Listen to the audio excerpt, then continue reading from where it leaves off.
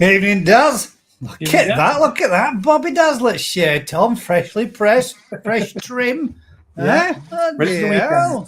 Look at this. I feel slightly underdressed.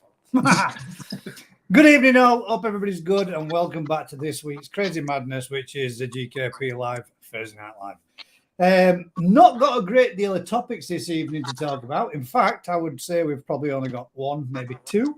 Ones that have been touched on before in the past, but we can go over them again and see what other people think. We are going to have the fastest koi appreciation ever that has ever happened within the GKP from the very beginning. So that will mean that all you guys that normally log off later on are either going to have to stick around or log off for no apparent reason, because there's only going to be one fish to show. And that will be the winner. So it's going to be quite easy to go through the judging this week, as we have one special winner, and that's it. Because we've only had the one fish sent in. If anybody does want to, you can quite happily or freely go post them within the Facebook group. We are looking at this evening, which was supposed to be the Matsukawabake and its Deutsch counterpart, which is the Kumonru. And then on top of that, we added an extra, which was the Beni Kumonru. So if anybody's got a Beni Kumonru or a Kumonru or a Matsukawabake that they would like to share with us this evening, feel free to join them in Gaza's Koi Pond community group on Facebook within the little bit that states and asks, "Good evening, ladies and gents. Don't forget to tune into this week's live, blah, blah, blah, blah." It's about the third or fourth post down on the main page. I'd like to take 5 minutes just to turn around and wish Dave Broscombe congratulations, mate, on a speedy recovery. I'm glad everything's gone well for you, and I hope that you get through your recovery period from your amputee operation that you had done. And I'm glad to see that you are on the mend, mate, now. He did have a little bit of a setback and got a little bit of an infection whilst he was in there, but he's on the road to recover. So great to see you, Dave, and I hope a speedy recovery for you, mate, and you get yourself back up and about and mobile again ASAP. Other than that, Daz, what you got to offer this evening? What have you got you would like to have a chat about? Yeah, I know you must have loads of impressive. Tamasaba. Yes, Tamasaba. Yes. Oh, it just so happens that I know somebody. Oh, God damn that cable, Vicky. You're right. I hate it when people tell you to do shit and you never do it because you're more prepared to not doing to do and don't do, and then you end up with it making that stupid buzzy noise. Yeah. She did us absolutely loads. Look at this. The secretary was busy. Yes. Laminating the show rules and guidelines for 1 and 2 day koi shows within the UK. Some interesting information. So if anybody needs to know something and you're stuck or struggling, I might be able to pass that information on to you, and we might be able to get you something sorted out. Plus, she also did us a whole batch of all sheet 1 of 43, 2 up to 84, and sheet 3 up to 126. So every single type of koi that you can believe, and the counterparts to go with them to tell us exactly what is there that they are. And on top of that, the breeding diagrams, Dad. Did you get one of these? Yes, I did indeed. Yeah, it's pretty cool, isn't it? Interesting reading. Yeah, it is. Some really interesting information on it, and pretty cool that it also shows you everything that you need to do to breed whatever you want to produce, which is pretty cool, Daz. That's going to be interesting. And then we got a whole load of information about the Japanese champion Tamasaba. Yes. Because all you guys at some point, the secretary is going to have to print one of these off out for each and every single member that requests one, because we are going to supply everybody with a Tamasaba. Whether you want one or not, you're taking one. But yeah, there's a lot of information on the Tamasaba. So go on then, Daz, fire away. Let me have a look at my the big female Dainichi Tamasaba that I got from the show turned out to be a male. God damn it. Yes, so rather plump male A very frisky male, yeah. Now, sorry, a female is now actually a male. Has it Yeah. spawned then with one of the others? Yeah. One of the ones that Vicky brought over, the two females. I'm not sure whether it's a Sakura or a Kirin, but what it is, it's the scales on it are big, like mirror carp scales. I think that's called Sakura. But so managed to cross the Dainichi male with the Marushin Sakura female. So that should produce some interesting offspring. And for all those that are interested, this Friday, our latest video drops. And it's slightly more confusing as Daz tries to explain which Tamasaba is bred with which Tamasaba. And he trips himself up a little bit in that video too. Which was the bit he said, scratch that, cut that, edit out, and I didn't. I did. It was more entertaining. It was funny. Raw footage. I see how it is. And not all Tamasabas fat? No, they aren't. There you go, Chris. There you go. You can see there is rather a plump, what we would all consider a standard Tamasaba. And if you look in here, you will see that no, they are not. Some of them are different. There are different types and varieties of Tamasaba depending where they come from. But these are some of the original notes from the original breeder that bred the Tamasabas and started the new mad craze that is Daz and Vicky's weekend conversations. We also have a calico. You got a calico, like a Shabunkin looking Tamasaba, which hopefully is a female. So that will be the next one to spawn. I'm going to do that one when we get back from the weekend. Yeah. So that should be interesting. That too has also got the big mirror carp scales on this Sakura or Kirin or whatever they are. I literally have 20, I think, what 20 does? Yeah. 18 or 20 or so now in my tank side of me. And they're only little baby ones, but I still have all the koi in there as well at the moment. Colored up yet, Gaz? There's some of them are starting to break, Daz. Yeah, you can see that the gold's starting to break off and some colours starting to come up on them. But not well. They're all swimming around with plenty of speed and pace in and around tank. But some of them do look. When I look at this, like when you could see them before, they all look gold, didn't they? Well, now some of the underside of the bellies are starting to look white, and that's coming up towards some areas that are looking like it's pattern coming. So I'm hoping, fingers crossed, mate, we might have some black and red in them. Generally, the pinky areas of the body turn to white, and the orange areas turn to red with the belly. That's generally pretty much all fish like that, koi as well. But the white always starts off pink, and then it just gradually gets whiter and whiter. Claude says that Daz feeding Sakai Akari, well, it's not Sakai Akari, it will be Sakai, it'll be a Akari goldfish or fancy goldfish. No, it's not Sakai, it's a cheaper brand, mate, I think, if it's the one I'm thinking of. Colour fish sinking to Panda Arandas. Wow, fab results already. Swim bladder issues gone. Happy fish. Do you use it? Yes, I do. Has used it, haven't you? Yeah, but the one I got was actually floating. Sakai Hikari. Well, it wasn't Sakai. It was Hikari. Just a Hikari. So it's Hikari. Hikari do like a fancy goldfish, which apparently though that's the best way to do it, Claude. All fancy goldfish are not surface feeders. They don't particularly enjoy feeding from the surface. They prefer to actually feed from mid-water or bottom. The ironic thing is that was the only fancy goldfish food I could find, and it was the floating food, which is completely wrong for them. Yeah, apparently they don't like using the sinking. Swim bladder issue. Yeah, I switched to sinking after that. And, it does make a big difference to the swim bladder issues. Oh, Claude's got deep pockets. He's actually bought the Sakai Hikari purple packet.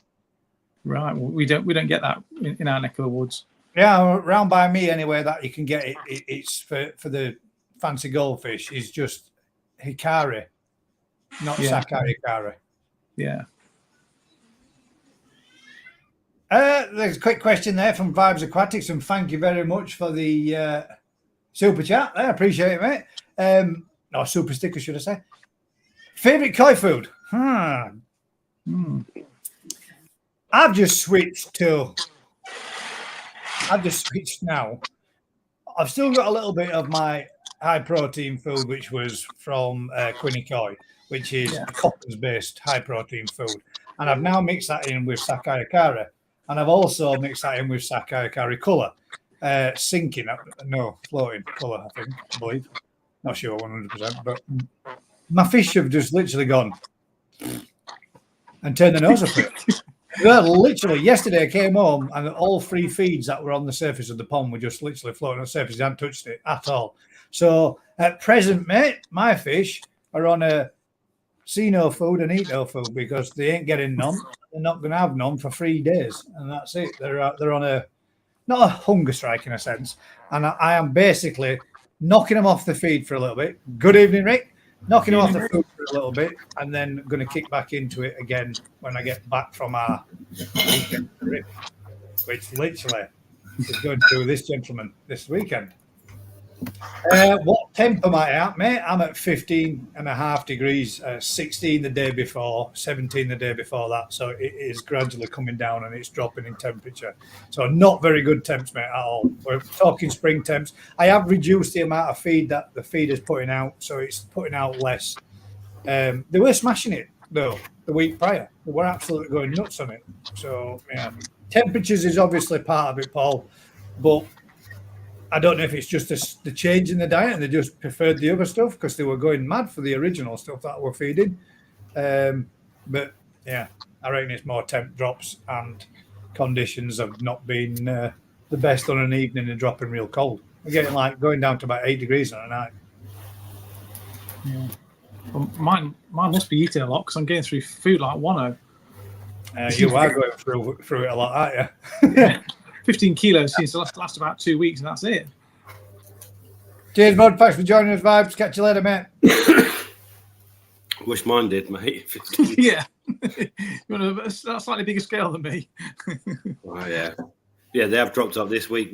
I've down to 25% food going out on the farm in a week. Yeah. Wow. Just... Yeah. All of a sudden, autumn's here, isn't it? That's how it seems. The thing is, quite often we get we normally get an extension in the autumn when we feed. Yeah. Normally we'll be pushing really hard now, but it is just. Yeah, it's the same for you. It's dropped off proper down there as well. Yeah, the trouble is it's the low pressure, the algae, the day length, everything's gone against us, and it is just twitchy at the minute. Normally now we'd really quite often have a warm spell at the back end of the summer, and you get maximum. The fish are mad for it. They're still kind of mad for it, but it's a fine line between mad for it and the fish looking really unhappy in the mornings. Doesn't matter how much aeration you get. That sort of algae starts to lose enough day length and temperature, and it goes. There's no amount of aeration that's going to save you. It's mad. It is right on it. So, I've been in the same kind of thing, mate. I've not been struggling to feeding harder and heavier than what they probably have done before in past. They were going like crazy on it. They were eating really well, and even they were queuing up for feeder. And then it's gone to the complete opposite scales. I came home on what day we today, Thursday, yesterday evening. Came home yesterday evening to find, those little small green sort of like tropical nets. I managed to scoop off that much. One of those nets completely brimmed. So that was 2 or 3 feeds that they just did not touch at all. Just left it. It was just floating on top, and now I've got like a bit of a tinge to water, but plenty of foam. Yeah, a bit of foam and all with it. If you drop a few degrees water temperature, but also you change food or whatever. There's so many variants, but it's so hard because obviously we fill our feeders in the morning, and the automatic ones it might be filled for 2 or 3 days, and they churn out. And that's my real bugbear with the big box ones where you fill up And every 4 hours they chug out the same amount of food, and they'll do that day after day. But when you get a low pressure roll in, the fish aren't wanting it. If you're not on the ball, you're pumping food into a pond they don't want. It's hard. The clockwork ones are every morning. You pull them back, you put them out of food, and it's much better. But it's more controllable. You can go around halfway through the day and decide if you actually need to take food back out. It's been a good while, and after having a bit of a natter and a chat with a few people last night, every now and again, they suggested that what they do is every now and again they just leave them. We give them like 2 or 3 day break just to get a good clear out, and then normally they're pretty fired up again then to come back on it. So I thought, you know what, they've not had a break all year. They've literally been, since the weather turned warm enough to be able to feed, I've been feeding. Then I put the feeder on. The feeder's been on, and they've been getting it every day, all day, like 5 times a day. So I thought, if we just knock them off, give them a 3 day break, and that way then I don't, because the main reason being, Rick, is obviously we're down there with you this weekend, and obviously for the YouTube Koi Tubers 2024 event with Vince as well. I just thought, if I'm there all weekend and that just sits on top of pond, then we're going to be coming home. Switch it off, mate. Always switch it off. So it's off and it's staying off, and that's it. You're never going to do any harm, mate. If you switch them off for 4 days, never going to do any harm. And if something goes wrong, they're going to have less oxygen demand, there'll be less issues. Exactly. Yeah. But if you leave things pumping food in at the wrong time, man, So when I'm going away, so other people do the feeds and whatever, but quite often I just say, just leave it, because you losing a day's food is nowhere near as bad as someone that's not doing it all the time, overloading feeders or putting food in when they don't want it. Yeah, definitely. Paul Hutch says, at your temps, I'd only feed Sakai balance. That's what's going in, mate. And measured hand feeds. It's measured by the feeder, mate. The amount the feeder puts out is put out in a certain amount per timer. So they are getting measured hand feeds and they are getting balance. There is a little bit of the older stuff mixed in with there, but I don't believe in all that shite, mate. I think fish will eat food. And the reason why I say that, Paul, is at the end of the day, if a fish is feeding naturally, it's going to eat whatever it can find. And if that happens to be high protein food, it's going to eat high protein food. I don't believe in the all the don't feed high protein fish these temperatures, them temperatures, and the rest of it. I believe it's a load of tripe. I'll be on the other side of the fence then. But the thing is, Rick, if a cat's banging around in lake and it finds, a good patch of bloodworm, it's eating bloodworm. That's high protein. And if it finds that, it's not high protein. It's mostly 90% water in it, so it's not high protein food like we'd put in. No, not in the same sense. But it's going to eat protein foods like boilies that are being wanged in a car play, can't they? Yeah, but that's the thing, that they will eat anything, but is that good for them or not is a different matter. And what I found, I tried the last food I put through the Munger tunnel was Coppen's top koi, whatever they call it, their best food. And nothing wrong with it. The fish, great, but they would not eat beyond a certain amount. A certain amount, yeah. They just did not. They didn't like it that much. They'd eat it. They'd all rush up. They'd eat some.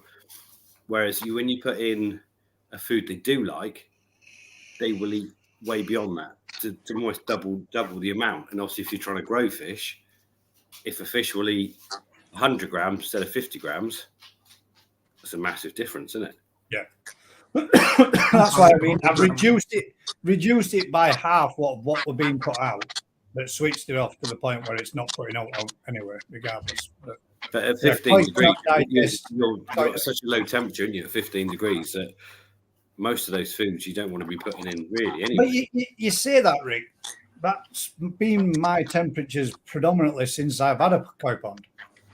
Yeah, but that's the point. At 15 degrees, they can't digest those decent, the good foods you're trying to put in to get the maximum. They can't even. No, that's why they they've can't been use that food. the back down to the balance. There's only a little bit that was in the tub rather than me scooping it out, which is a minimal amount in comparison to what is there. But is the colour food? It's still high protein. Colour food's still 42.5% protein, Shit. and there's no way they're using that at 15 degrees. You'll I think on the packet it probably says 20 degrees, whatever. You see, even there, basically all they're doing is pumping out more ammonia because they're not using it for growth, so they use it for energy, and you just end up. It's a better quality food, but ended up being wasted and causing you more problems. So you're paying extra to have more shit to remove from the water. Yeah. So then I'm going to end up getting a problem where I'm going to end up with a peak in my ammonia levels in pond or a spike. Yeah. And the thing is, at 15 degrees, if they're chunking out more ammonia because they're not using it to grow, and your bacteria is converting it at half the speed it would do at 20 degrees, you're compounding the problem and you're paying a privilege to do so. Yeah, well, I'm not. But okay, you know where I'm going. That's the thing in it. We get, unfortunately, our biggest seller of food is our growth food, and it doesn't matter how big and bold we put on the packet. This food needs to be fed at over 20 degrees. And especially more to young fish. People just see the word growth and want to buy it, and they'll buy it at 50. And it's one of those things. This is what you were saying earlier on, isn't it? Is that only this for people that are in unheated ponds, you've only got that window of feeding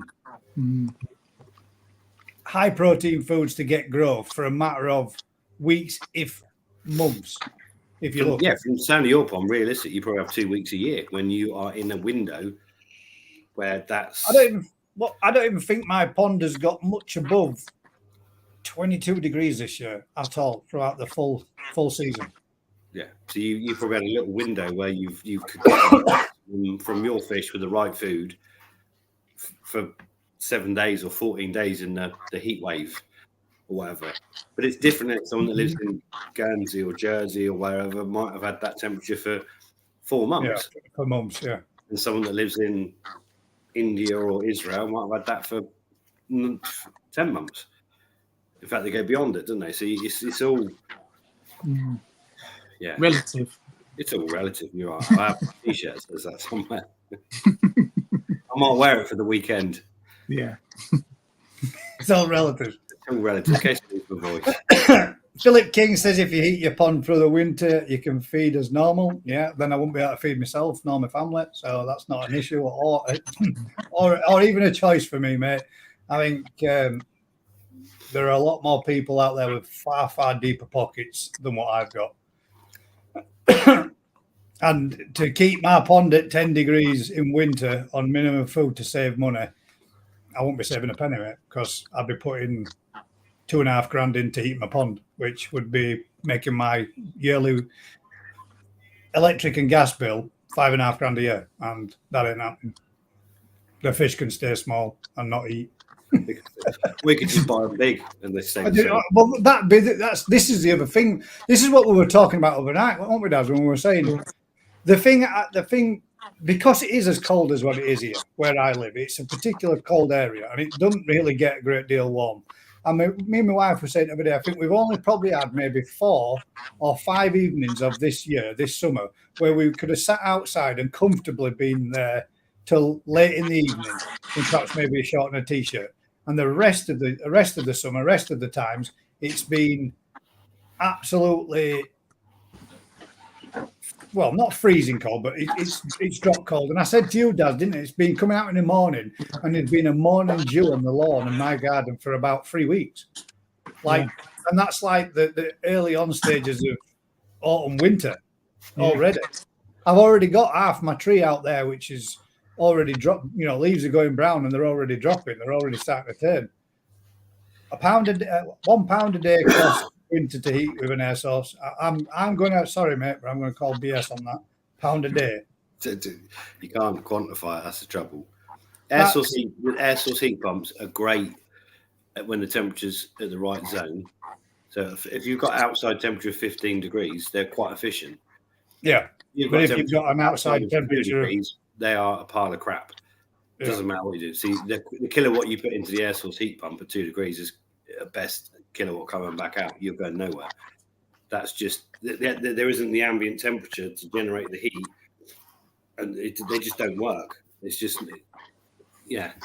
it's So, a trick. can you do it? So you need the air source heat pump in your house, don't you? Next to your radiator. Well, no. To be fair, I run mine in the tunnel. So basically, I draw in hot air from a tunnel to make the air source heat pump more efficient and pump the cold air out. So you're getting So as soon as that sun comes out, even in winter, and you've got an air temperature of 25 degrees in the tunnel, yeah, the air true. source heat pump is then utilising that heat to be much more efficient. But it's not efficient at night or whenever. There's no just still drops. If you run one outside, they're amazing in a window where they're amazing, and that's how they work. And obviously, the ones in Scandinavia or whatever, they're not air source heat pumps. They run off the warm water underground to heat. You need heat. Energy don't come from nowhere. It's got to come from somewhere.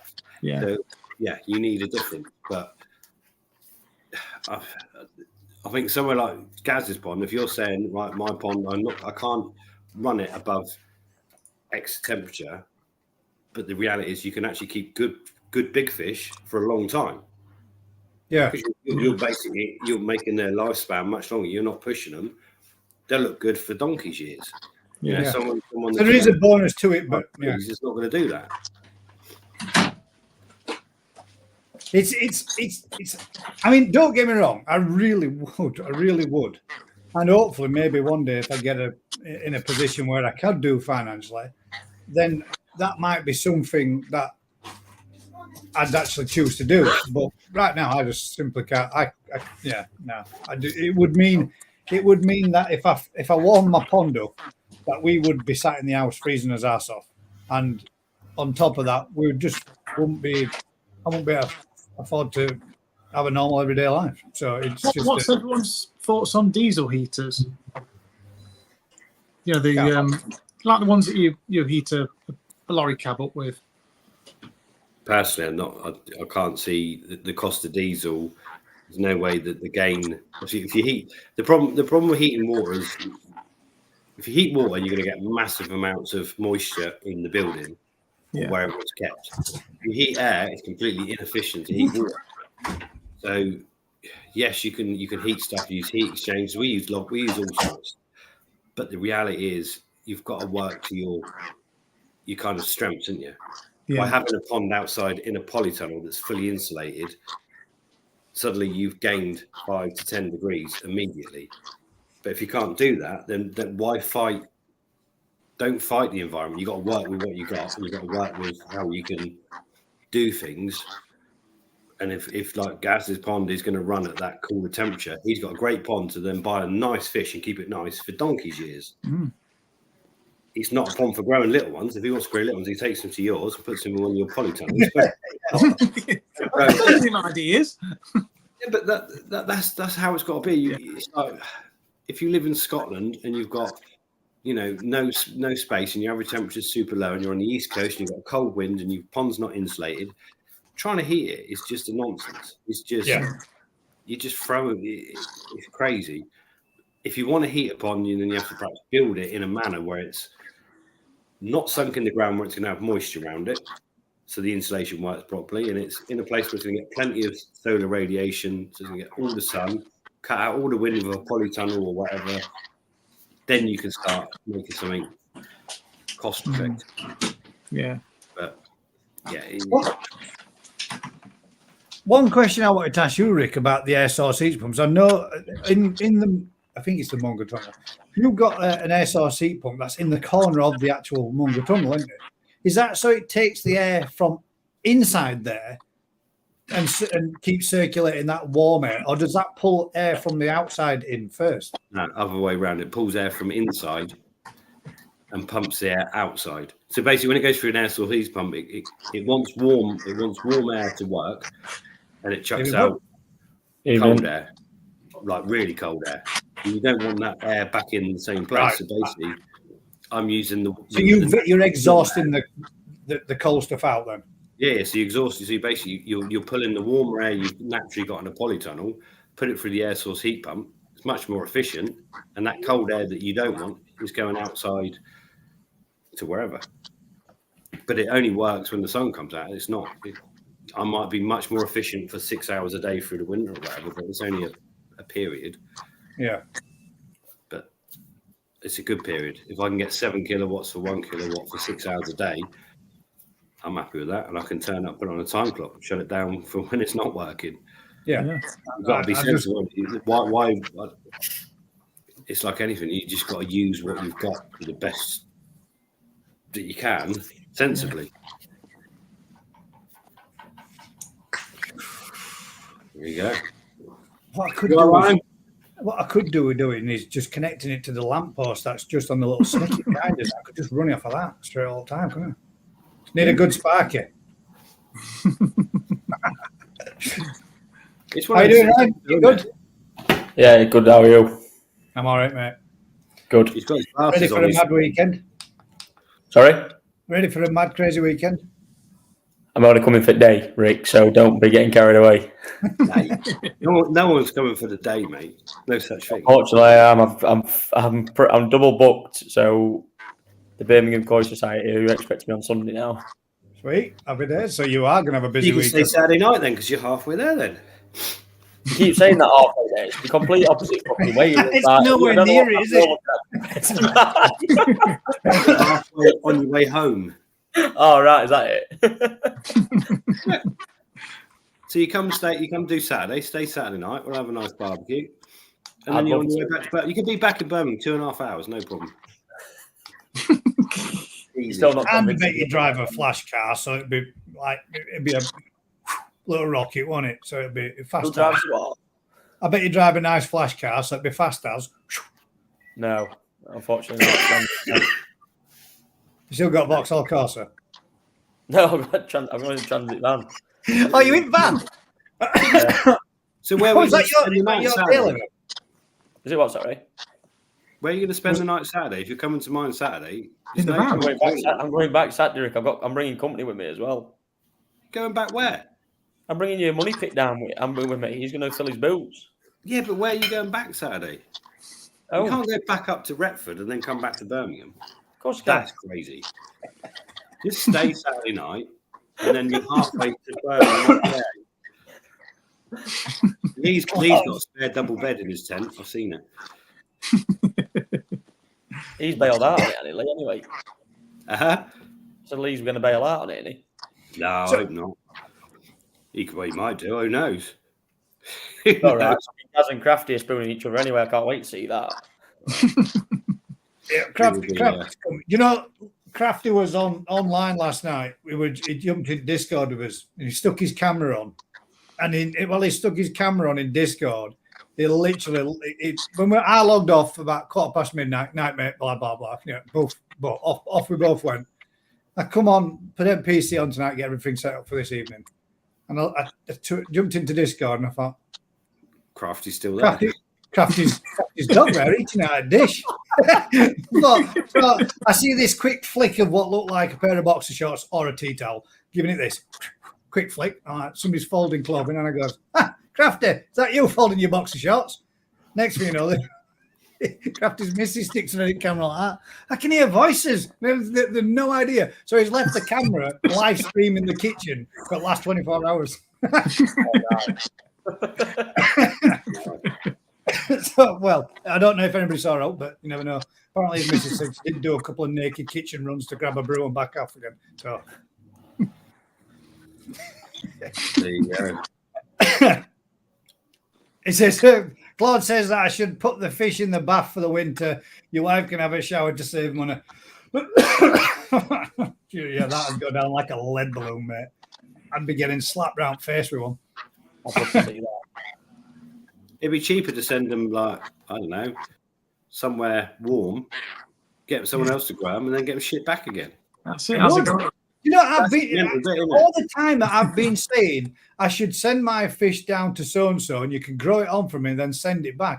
I've not been saying it for a laugh. I've been truthful. It's literally. I mean, I might get average. I've only averaged that. When what it does? It's not last summer. It was summer before when it went stupidly red hot. Yeah. And we had a real good summer. And I took a little asagi from Daz and took it from 7 centimeters to 28. And that was in that summer. It grew like stink. But since then, it's probably most of my other fish gained like 4 cm over the last 2 years. Decade. Yeah. Well, genuinely what it's like, mate, around here. I was driving home this evening in a group chat, and I put the camera on quickly and put the camera on. I said, look at this, I'm literally driving into winter. And it went from blue skies coming over at top to Saddleworth Moor, and it literally just went full whiteout, complete fog, just looked like a winter's morning or a winter's day. Complete fog, couldn't see your thing. I can't believe it, Darcy.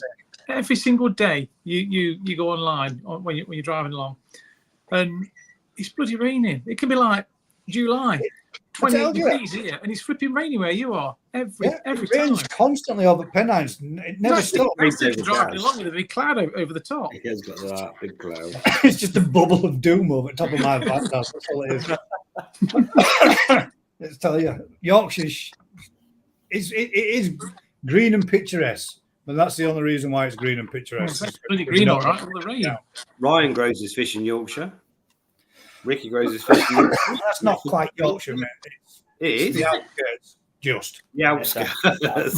It's even higher, isn't it?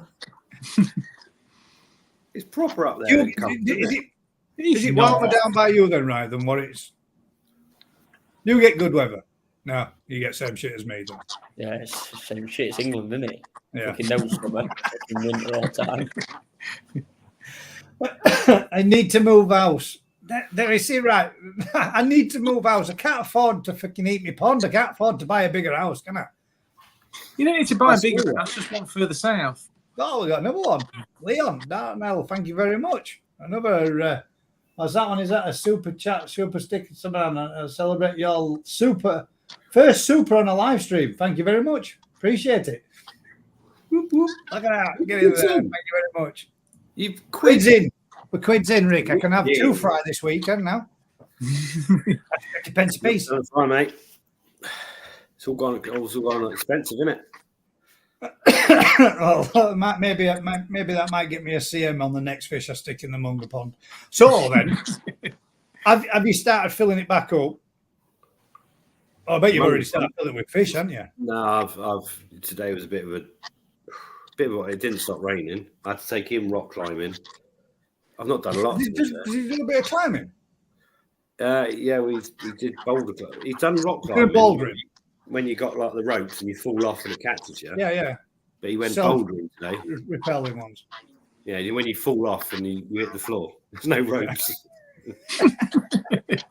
There's a place in Sheffield called, if you ever get a chance to take him out, mate, there's a place in Sheffield called the Foundry, and it is absolutely fantastic. They've got natural routes, they've got bouldering walls, they've got actual rock face formations to climb and everything, and he's got triple overhangs a lot. It is brilliant.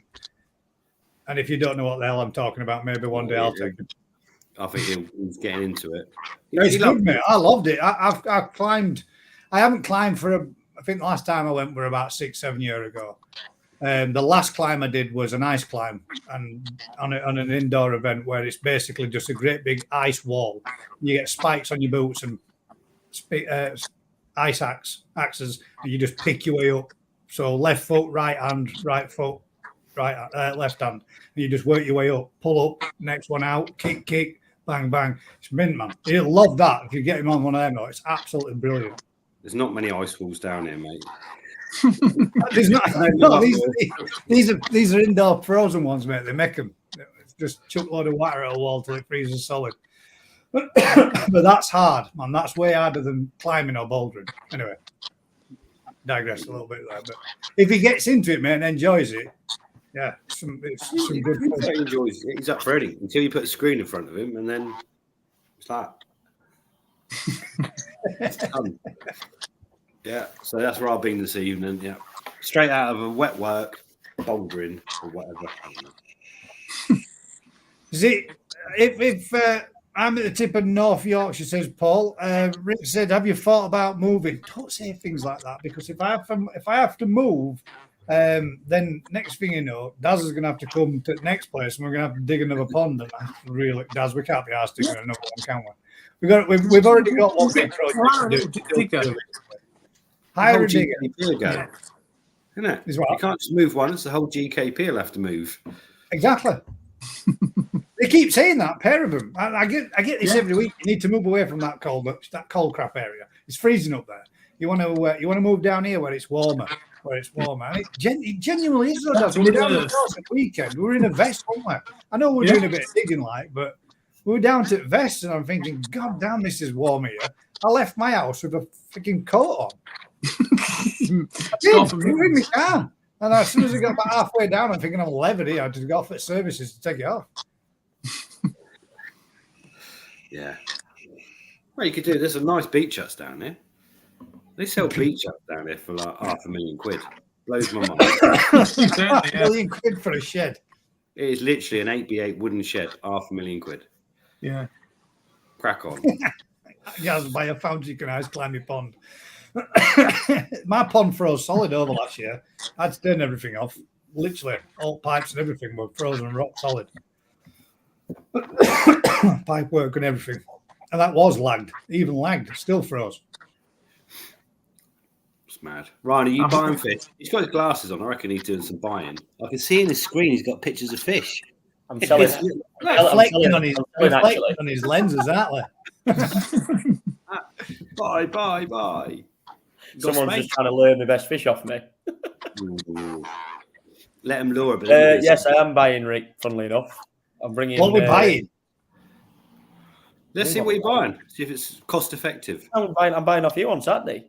Behave yourself. No one else. They're What? not for sale, mate. Only viewing. They're not for sale. Nothing's for sale. I just give it away, mate. Someone told me there was an auction as well. I fucking love auctions. Tell him what the ones that you said to me that you were particularly interested in, because I did honestly think, mate, that they're in fact, we'll see if we the can Deutsch Sorrogoys with the Ginrin scales on that. But I think they're mint then. Yeah, mate. Deutsch Sorrogoy. But nice, aren't they? No, actually, I'm actually bringing my uncle with me as well. He does obviously just like obvious level stuff, but he actually is more into butterfly koi and stuff like that. So just don't do them. Bringing him down. No, it's tough to get his money out. No butterfly koi, but mate, there's some weird and wonderfuls. So how many of them Deutsch Sorrogoys you got, Rick? Anyway, how many have I got? Yeah, I don't know. Three. No, don't tell me that. 21. And best bit was I seen 2 Deutsche Achievers with Ginrin scales on and said they want for sale. That sounds even better. That. No, yeah. No. Vince has already nicked them. Oh. They're stashed. There's no point going then, is there? Good stuff's gone. What about the Yellow Hornets, Rick? How have they done then? How did they progress? Well, what are they? Oh, no, hang about. Whoa. Back up exclusively. His first dibs has already been done in there. Let's talk about it. He wants a fucking yellow hornet. No one wants a yellow hornet in their pond, mate. They came to Gaz's tent. He ran out screaming like a girl. Yeah, you don't want one of them hornets. Them bastards were big, man. Let me see if I can bring one up from. No, it was on the short, didn't I? I did a short on them, Rick. I'm sure I did. I don't know, mate. I don't know which was yours, but they've gone much more orange hornets. They look banging though, didn't they? As little Is that the Ginrin Karashigoy that you did? Do what? Is that the Ginrin Karashigoys that you did?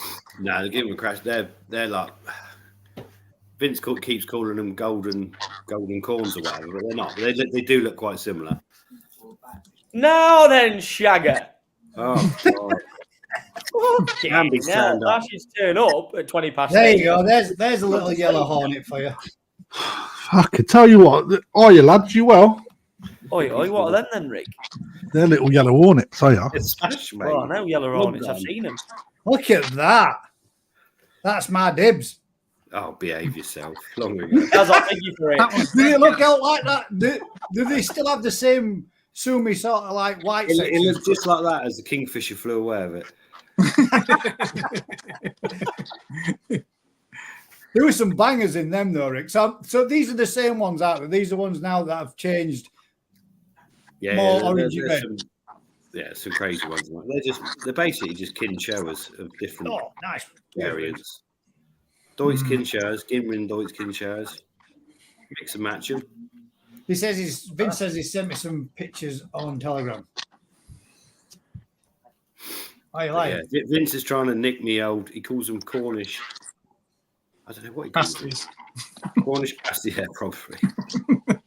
Oh, I'm quite hungry. Are you hungry, right? You're I'm always hungry. hungry. Yeah. You guys What are you got, always Crafty? taking hungry. Hey, do you know you left I haven't got your anything yet. a bumper? Carl, look at merch on that. Unbelievable. Do you know you left your camera live broadcasting kitchen all day? I couldn't give a fuck. Yeah, your wife could when the milkman come round. Yeah, that's all right, mate. As long as they give you a show. Left me a pint of milk. That's all right. I sent you Someone's got a picture funny screenshot of you walking around in That's nutty, and it's not fucking good with Chippy Nissai hanging out, I'm telling you. Mate, it's all right, mate. It's a little fat thing, like an acorn. Little Chippy Sanzai hanging out. Some people call it a button mushroom. Little shiitake hanging out. Got one eye and winked a lot.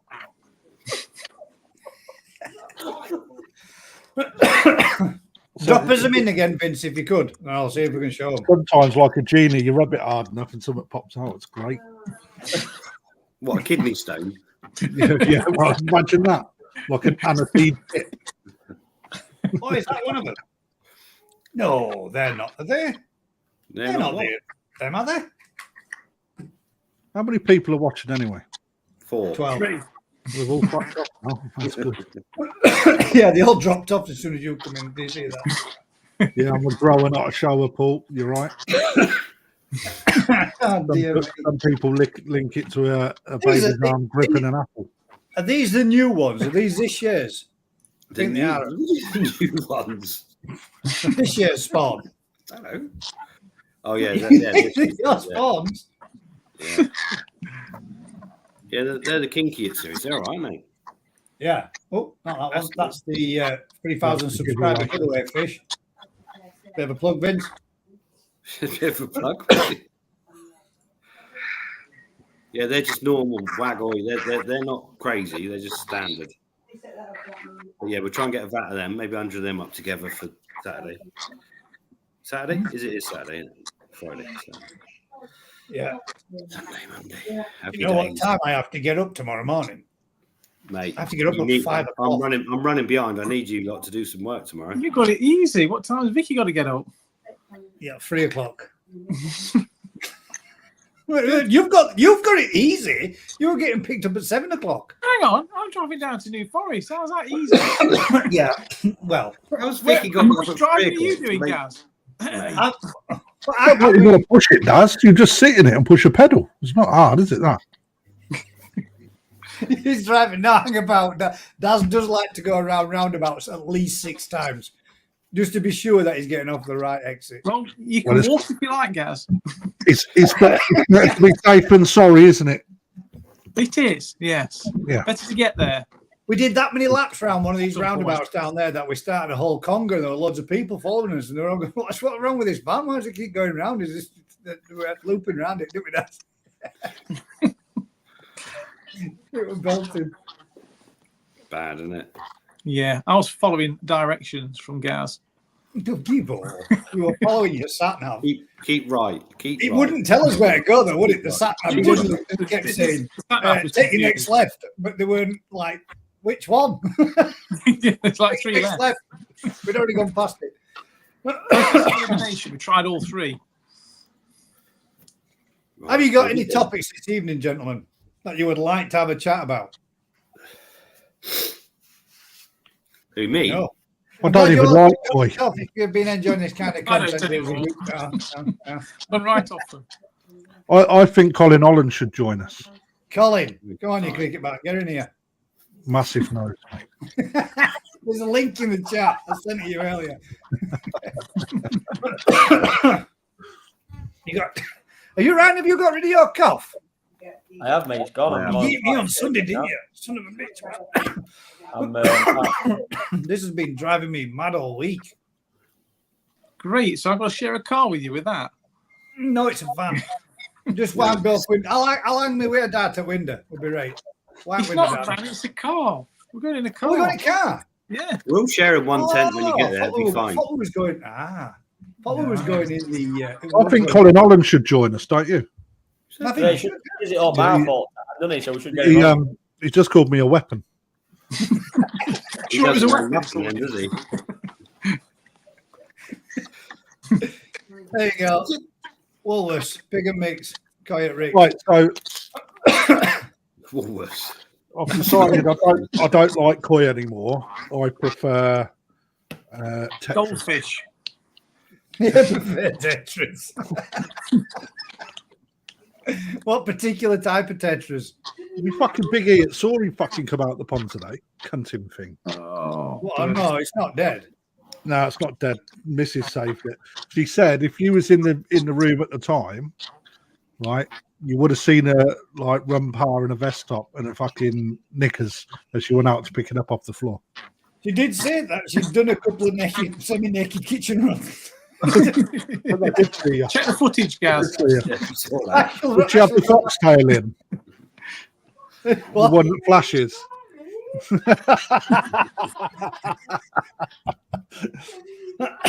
Oh dear me! Yeah, she didn't say.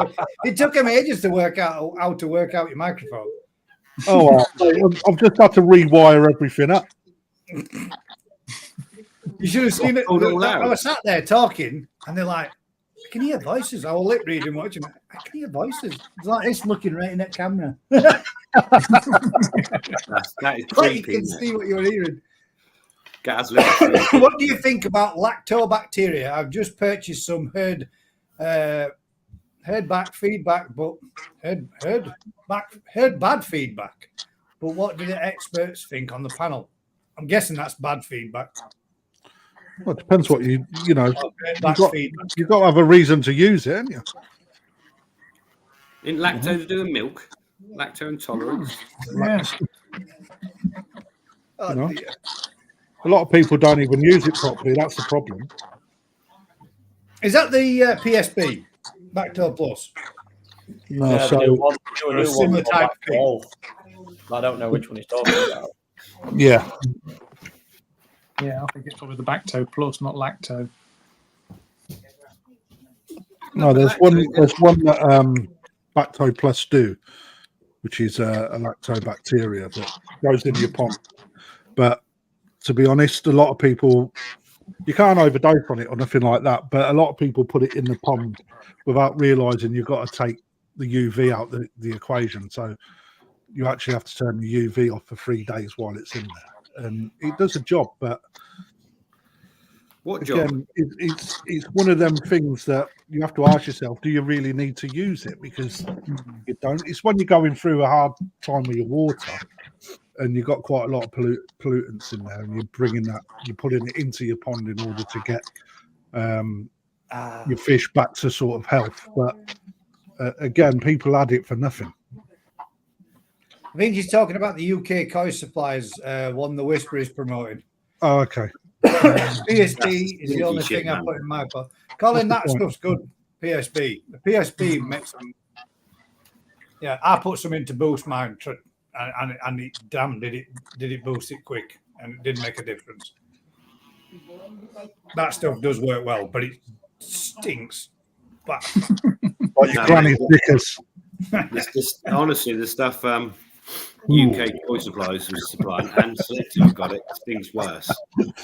A lot. yeah, I'd heard that. I'd heard that it's supposed to smell a lot worse. It smells like a fermented egg. It just smells like a cesspit. I know what they taste like. I don't want to know. At the end of the day, I don't. Yes, in an extreme, if you've got a massive problem with your water because the filters are shut down and you've got too many fish and you fed them too much with a feeder when you weren't there, and you're in a shitstorm, maybe it will help you. But in a normal pond, you should never be in that situation, should you? So it's got its place. It's got its place if you're in the up shit creek without a paddle and you needed to get out of it. pronto, it's a good booster. Yeah, it's just one of those, isn't it? If you've massively overstocked or massively overfed or something's gone wrong, it's got its place. But at the end of the day, that's going to consume a lot of oxygen as well. So you've got to know what you're doing and what you're trying to rectify. Otherwise, you're just chucking another thing in just for the sake of it.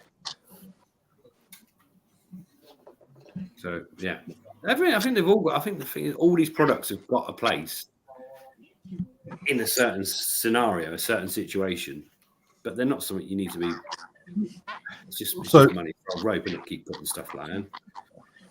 Yeah, and it's not cheap either. The lacto health stuff, basically probiotic, acid bacteria, and puts extra enzymes into your water. But it helps promote. For example, if you're coming out of a bacterial infection and your fish have got ulcers and stuff like that, it will help heal it up.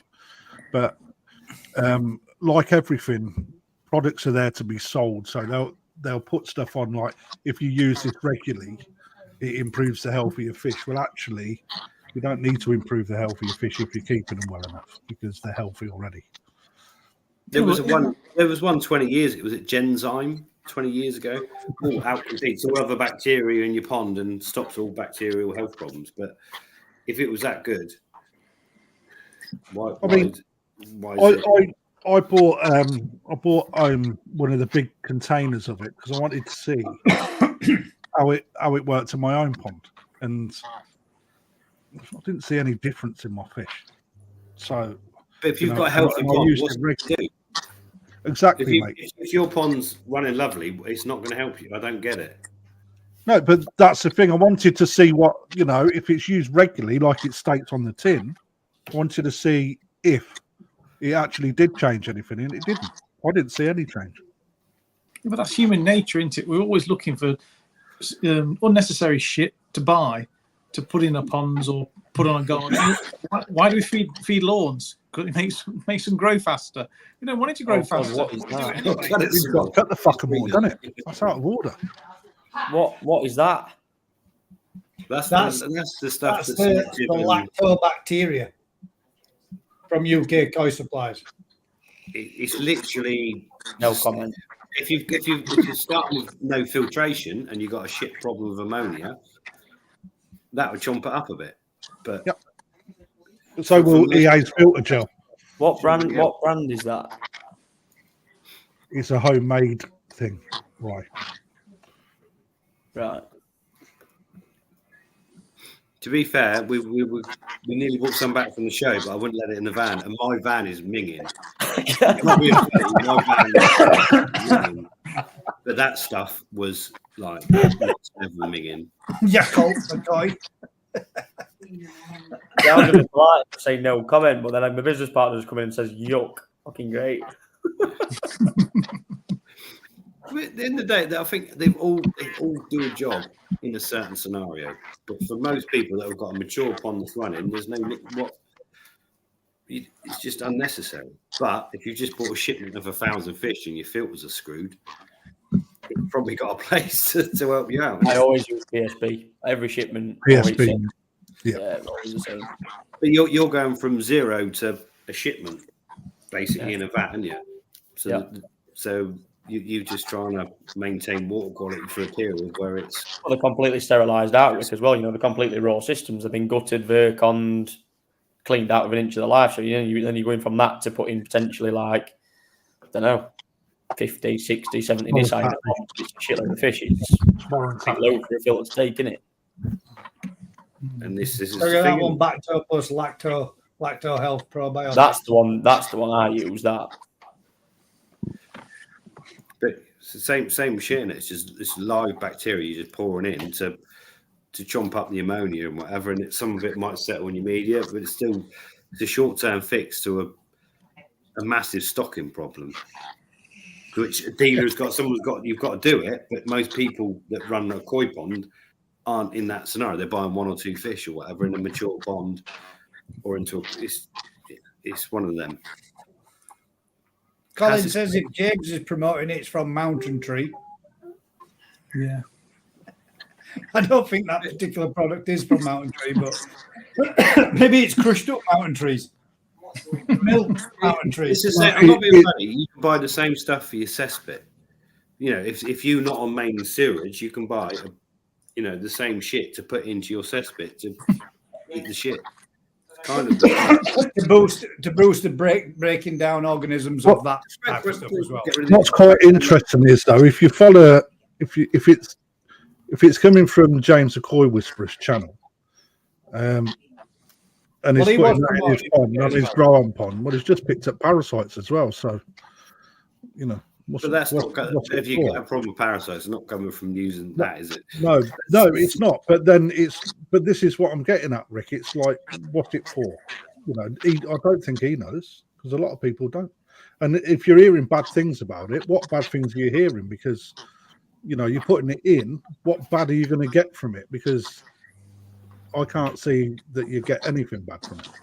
Well, if you actually read on Lacto Health, though, on the back of it, it's actually when you come outside of like having a fluke treatment in pond, when fish are feeling a little bit down and under weathered, or they're not quite right, or they've got a course of treatment. It's like a probiotic to little pick me up at the end of it. It's not just dumping in pond at any given point. It's got to be a calculated thing when you're actually doing it. It's not. PSB is different. PSB you can do on a weekly, daily basis if you want. On a top-up dose, that's fine. That's something completely different thing. When they're just dumping something like Lacto Health in pond, it's just an absolute waste of money. And it's expensive. It is expensive. Just if you're just going to go dump it in there, you actually don't know what you're putting it in for. Thinking you're doing it right by a fish, it's completely wrong. It is. Yeah. But again, this is the problem I find in our industry. There's too many people selling too many products just for the sake of it. Just, someone walks in, I've got a problem with fish. Oh, what do you need then? Oh, this, and this, and they're pulling products off a shelf. Yeah, just swipe your card here, mate. That'd be £500. Thanks very much. It's another one of them YouTubey things, mate, that gets put out there, and it's a must-have for your pond. When actually, there's no substance behind why you use it and how. The difference is, I've had, like anything, Colombo have been around now for absolutely years. The amount of money they invest every year in testing their products, the research. I'm not being funny. I've never used a Colombo product and it ever not work, or it's shit. Never. It is absolutely bulletproof, and they're not actually expensive products for what they are. Yeah, that's something like that, a Lacto Health, yeah, and if it's not been tried and tested, and it's just an homemade fucking scoop of absolute fucking barrel water, wherever it's come from, not interested. Might be cheap, but no, sorry, you use places like Kasori, you use places like Colombo that have been out there for years, and they're bulletproof products. Difference is Lacto Health is made in a sterile lab in Holland when the others aren't. So how do we know what there's no bad bacteria in the other makes? Well, exactly. But at the end of the day, they create they use a strain of bacteria, they give it food, it grows, multiplies, you put it in a tub, does a job. But do you need it to do that job? Not really in a normal pond. But it has its place, as with a lot of stuff. Colombo mostly are treatments for a problem, and that treatment works for the problem. Different thing in it, but yeah, there's a lot of stuff you go in the shelves. How do you know where the others are made, though? Again, this is just throwaway statements, in my opinion. Yeah, well, nobody's got any genuine. No one knows where it's all made. It's all word of mouth, unless you. Merseyside in a little wee cupboard. In your garage. It's probably come from the same place, isn't it? Most probably. Whatever you're making, it's one of those, isn't it?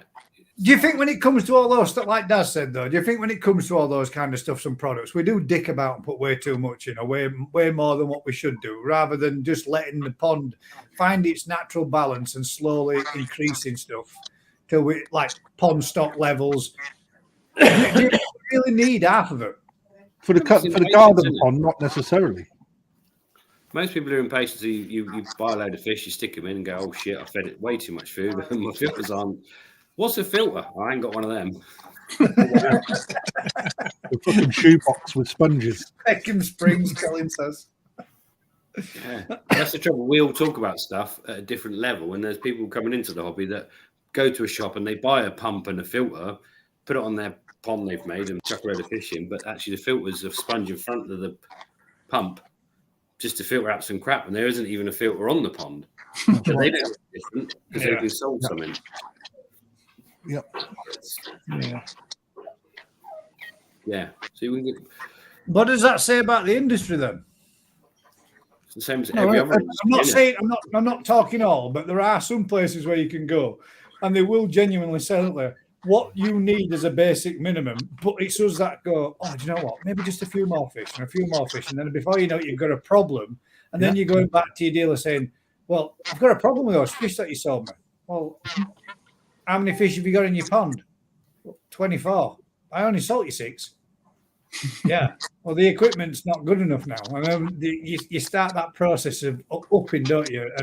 And building up again and changing and stepping through or losing them all.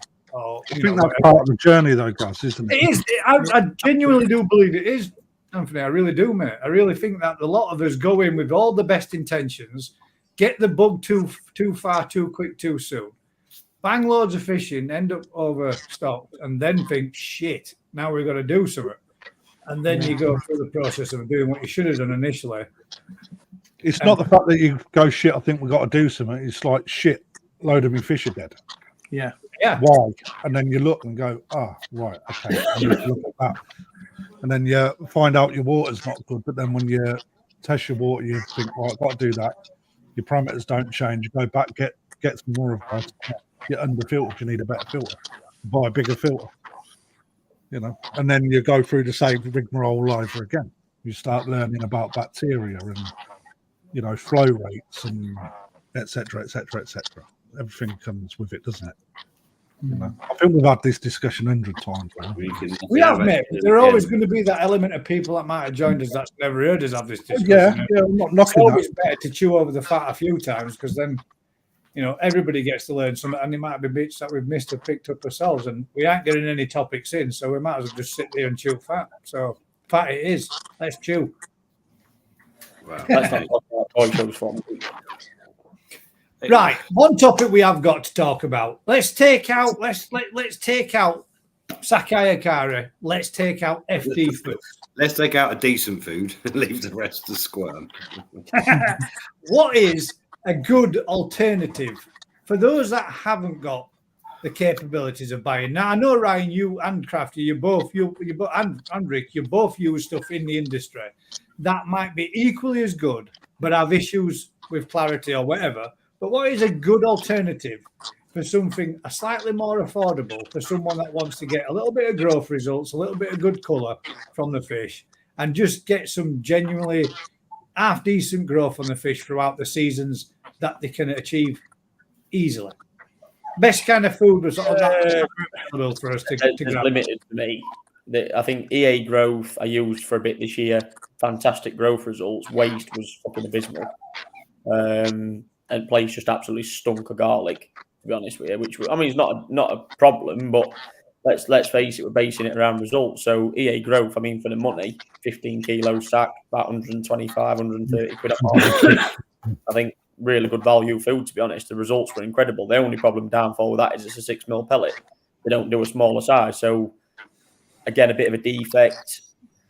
Again, if I'm talking other ranges and other alternatives, Ikari range is great, but actually when you start breaking the prices down, again, in particular that cheap because the way it's sold in 5 and 10 kilos, the only other alternative we've actually took on and started using recently is JPD Shogun. For this time of year, again, great food as an alternative. Not that, to be honest. Again, Shori gets used out in Japan a little bit. And some at Medicart range, the colour foods and stuff. So probably I would say them would be underneath, the JPD range, and Medicart range would be sort of sat on below the range below what you take under Saki and FD, to be honest. I think in terms of price and results you'd get out of that. But again, I wouldn't use all their range. I'm talking just limited parts of their range is pretty good. But apart from that, for me, there's not a great deal else out there that's really going to produce the results. To be fair, it's a nightmare. So I used to use Medicarp quite a bit for our brood stock, but it's changed massively. I bought some the other day, and it's like it's like a different food. And you look at it, and it's like it's a different colour, different smell. First ingredient's wheat. Yeah, and it's like right, so it's already changed from what it was to what it is. That's different. Yeah. they're all under the same cost, shouldn't they? The fish meal, everyone wants fish meal first, but not just the cost of it. It's when you look at the environment, can we really justify The it? biggest thing for me, Rick, I don't know about you, but for me, when I get any food, we get given quite a lot of food to actually physically try as well. For me, I've got to get it in my hand first. First thing I do with any food, I put it in my hand. I feel that pellet. I want to feel, again, the oil content. I want to feel what's in it. And again, smell it. A lot of food you get, they're as fucking dry as anything, and I'm not being funny, they're like factory floor shavings. They're terrible. Fish, I'm not being funny. Fish shouldn't be feeding that. I'm honestly, I'm struggling to find anything. Obviously, we use coppens on the farm massively, but yeah, I'm sorry. I've done a trial with their top koi, which the main ingredient that's broad bean, and you can smell it. And the fish, all right, it's got a high protein content. It doesn't destroy the water. The fish do grow well on it, but they don't want to eat it. No, it tastes like. So you've got a decent-ish food, but the fish actually don't really want to eat it. So you've come up to a point where they've used the ingredients, they've created something that fits all of the criteria, but when you give it to the fish, I'll eat it, but actually, this pond I was given, say, 4 scoops of sake a day. I can only give them 2 scoops of this because they physically will not eat any more than 2 scoops. So they've halved their food intake when everything about it's the same. So you've halved basically their growth because everything else about the food is quite similar to a point. And I'm not being funny. I use quite a lot of dog foods because unfortunately you can buy dog foods that got better ingredients than you can buy fish foods. They're not probably made. Because they change all the ingredients. It was a fantastic food, but always I remember top koi when we used to use it years ago. Top koi was never the one. We could never feed it to our fish. They always preferred growth food when we used coppens years ago. Yeah, we used the growth. Used to have a higher fish meal. The best food we use for them is their spirulina food, but it's got literally no fish meal in it. So for colour, for quality of fish is great, but for actually growing them and getting body, it's difficult. But they're fighting. Obviously, they're a massive company that can't use certain ingredients. They can't even use soya anymore because that's now a negative environmental product. Yeah. So they're now using barley extract from the brewing process to get their protein content up because it's a waste product from another industry that they can use, but they might get the protein content up, but the fish might go, well, I'm not eating that shit. So, everyone's tied to a point. We'd all want to use sake hikari from colour and growth and whatever. It's the best food, but it's got the best ingredients, it's got the best price tag. So yes, you have to go away. Someone sent me a packet they got from the show, the Great British Koi Show the other day, and the ingredients on that were amazing. It comes from China, amazing list of ingredients, but I can't get hold of it. I don't know where it's coming from. But you've also got the environmental impact. Is that ethical to be feeding your fish those ingredients when they're not? Other companies can't use those ingredients because their hands are tied because it's not ethical to be using those ingredients. That China food that you're on about, though, Rick, is actually more expensive than sake, I think. I don't know. I couldn't get I think that's what I overheard someone speaking about. So that's not verbatim. But the list of ingredients, all I got sent was this food and this listing, and I looked at it and went, "Fuck me, that's the food I want to be buying." That's kind of got the same list of ingredients as some of my dog food's got. And I'm not being funny. I can buy pure fish meal, cold pressed dog food that is better for fish than any of our fish foods. But it's not created for fish. So you have to add the certain amino acids that aren't in dog foods that fish need. So you have to be aware of that and supplement that. But it's also produced in a manner that isn't easy to feed your fish. So there's obviously a gap out there to create the right food. But unfortunately, a lot of the big companies that produce the foods, and virtually every food you buy in this country comes from 2 or 3 factories, they're tied by what they can and can't use in their foods. I think the biggest thing for people out there, regardless of anything, you've always got to look at that price per kilo, because the biggest thing with our market is how food's actually physically being sold is very deceiving. People that buy a 10 kilo sack at the minute think, oh, actually, that's quite cheap. And actually, when you look at it, like Ikari Gold, for argument's sake, you actually look at the physical price of that. Yes, it's got a growth and colour mix, as they say, which I don't believe in them sort of foods, really. They're just not. Don't get me wrong, I've used gold before, but when you look at the state of the water, when you're feeding it heavy, your water's fucking red. Like, it's not good. But then bearing in mind, like with anything for me, even back in the day when Coppens was a good food, we always still use Sake Ikari colour food because there's never no compromise in the colour food that you use. There shouldn't be. Yeah, you're just using a cheap spirulina is going to get you about as far as, as what you're putting into it, nowhere. Which is why would you ask me so much time creating my own additives to the foods, which is still cheaper than buying them in, but it's a pain in the ass to do it. Yeah. There's a question there about insect-based foods. They're trying to. Coppens are using a lot of insect-based stuff, but the reality is it's still expensive, and it's making it palatable to the fish. Yeah. It's getting it on top of that, Rick. So the insect-based stuff. Who was it that bought it in? Clover. They bought some. Crickets and mealworms generally. First thing I done, turn the packet round, and it's actually, it's not even the first ingredient. No, it will never be. It's too expensive. So your first thing will always be wheat, soya, poultry meal, whatever.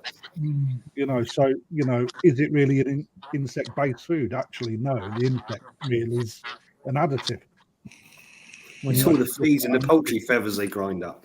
Totally. But to be fair, poultry food is poultry meal is basically normally made from feathers. It's the protein, so they grind up. It's another waste product. It isn't great.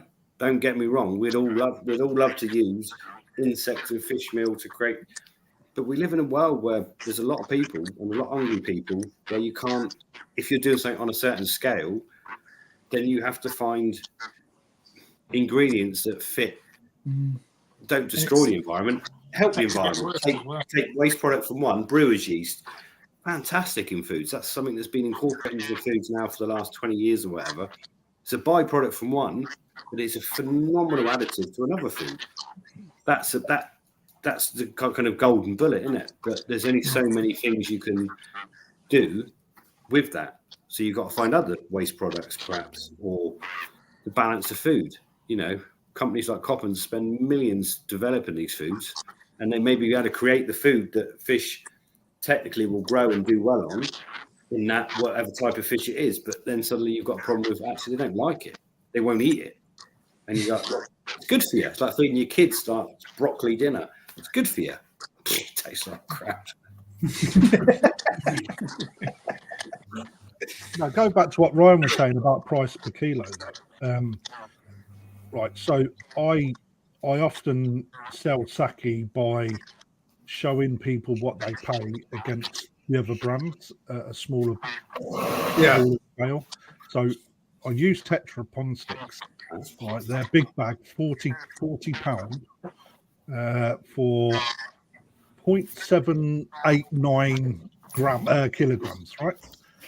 20 quid. And then when you actually stack it all up, in order to get the same weight volume, you're spending over £400 on Tetra Pond stick to a 15 kilogram bag of colour, or balance or whatever. And, the difference is miles away, isn't it, from what it is. I know that that's probably a bad example, but actually it's not, because they also sell it in litres rather than weight.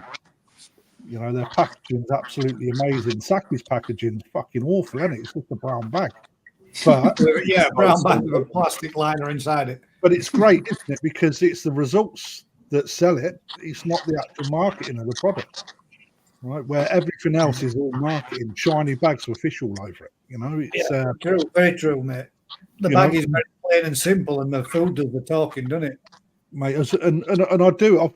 I actually sat down, sad as I am, and done all the conversions of how much it would cost to get the same weight as a 15 kilogram sack of balance or colour or a mixture of them. And mate, it's just astronomical, the price. So if there's a group of you out there, and I know that other people do this, but if there's a group of you out there and you don't need a 15 kilogram bag of sake, right, and you can split it amongst you, do so, because it's well worth it, rather than spending 60 quid on a 5 kilogram bucket of probiotics from Medicoy, for example. Do you know what though? And the thing is, what I look at as well, right? You might feed, say, I don't know, say Medicoy for argument's sake, you feed 30 kilos of that, right, in 1 month. Yeah. Look at the results you'll get by the end of the month compared to just 15 kilo of sake as well. Yeah, trust me. When you're feeding sake, you are pounding results out, guaranteed. Like, of my life, they're guaranteed. Seriously. But that's the difference. That's the difference between pound per kilo in terms of cost and food conversion rates. Yes, exactly. Well as everyone else. So if you're feeding sake a car and getting 1 for 1, which is what you should be, pretty much. And this is my biggest gripe, Nick, I have in the koi world, right? People will sit there and spend, I don't care what anyone says here now, and it's bullshit if they argue otherwise. They will go and spend 2, 3, 4, 5, 6, 7, 2, 3 grand on fish, right? But they'll go back and they'll feed cheap shit koi food to the fish because they don't see that monthly rate of what they're buying. That's too expensive. You don't say that when you're parting with fucking £1,000 for a fish dough. I'm not being funny. Some of your customers. You know. You don't be funny. Fucking dog world, yeah? When it comes to a dog, you don't go and feed it shit food, do you? Everyone feeds it best food. I've never known anyone with a dog ever go, I only feed it that because I can't afford it. You make it what it is. Sorry, you do with food, and the cost of koi anyway, in the general thing of it. Sorry, if you're going to start compromising on something that's the main thing is that's the food and what you give them. But then you'll go, and again, this goes back to that product we've just been talking about, They'll go and spend 40, 50 quid on that's absolutely pointless to the pond and hobby that brings nothing to table, yet they'll compromise on food costs. I mean, I think it's ludicrous at times what people's thought process are. I might be wrong, but I know you do sometimes. I think the same. I don't want to buy sake for me fish, but I want the best results. So what do? I think of an alternative otherwise. I can't. You do have to bring people's sort of views into line. So, but that's where it comes from being a good dealer, isn't it? Because if you can tell someone don't buy that, invest it into that, and they listen to you, then job's a good one. It's just changing people's mindsets that's very difficult. And some people that can't afford it, you've got to understand. Some people can't afford it; they still like their fish, right? So you've got to draw a line somewhere. For me, Takazumi is the next best thing. The only downside to Takazumi is they don't do big enough fucking bags for stuff. Sorry, guys. Can I just answer this question about David Cook? Says, round about you're laughing at the exchange rate with the Japanese yen at the moment. I'm gonna be honest, David. No, because it always gets passed on. So I'm not laughing. No, everyone's laughing on that because it gets passed on. I don't have no benefit by the yen rate, unfortunately, of what it is. So I'm just going to be honest there with that. It makes no relevance if it's 160, 205, whatever. It gets passed on to my customers. That's how it works. So, yeah, I thought I'd answer that. Okay. I'm after some cheap fish then, Ryan. Is the exchange rate good? It is, though, honestly. People think you make money. How do you make money off a yen rate that you all get? Like, I don't understand. It's priced up at the rate that we pay it. That's it. It just makes it more. The difference is it makes it more affordable. If the exchange rate's good and you can buy fish. All I'm saying is it's better for everybody, Rick, at the moment in the market. It's better for everybody. For me, I don't buy Japanese. Well, anybody that is buying Japanese, it will make it better. Of course it will, yeah. It's a massive knock-on effect, and that's the good thing for the hobby right now is we're going to be getting fish. We're getting them cheaper because the yen rate is so good, and that will get passed on. There could be a difference here that Nisai this year are actually £100 cheaper over, and I do pass that on to my customers. If we don't keep that, how can we keep it? Your costs and freight and yen that you get at the office, it is what it is. I don't sit there and go, I'll tell you what, I'm getting one night, but I'm going to pass a worse on rate to my customers. It don't work like that. Dealers that deal with me or anything like that, no, I pass it on. Some people do think that, though, don't they? At the end of the day, very much.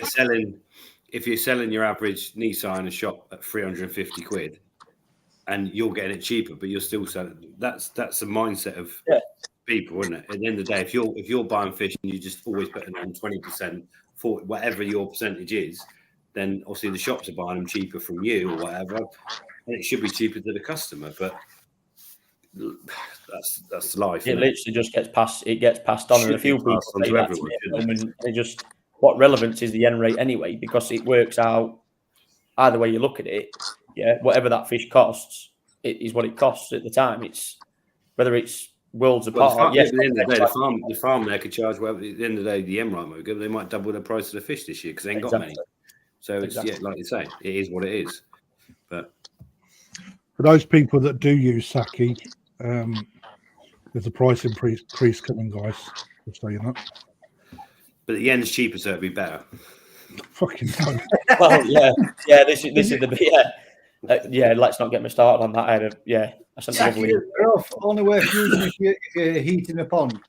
Yeah, there's no point feeding the fish if you've got 15 degrees, like I was saying earlier. Why would you feed a growth food?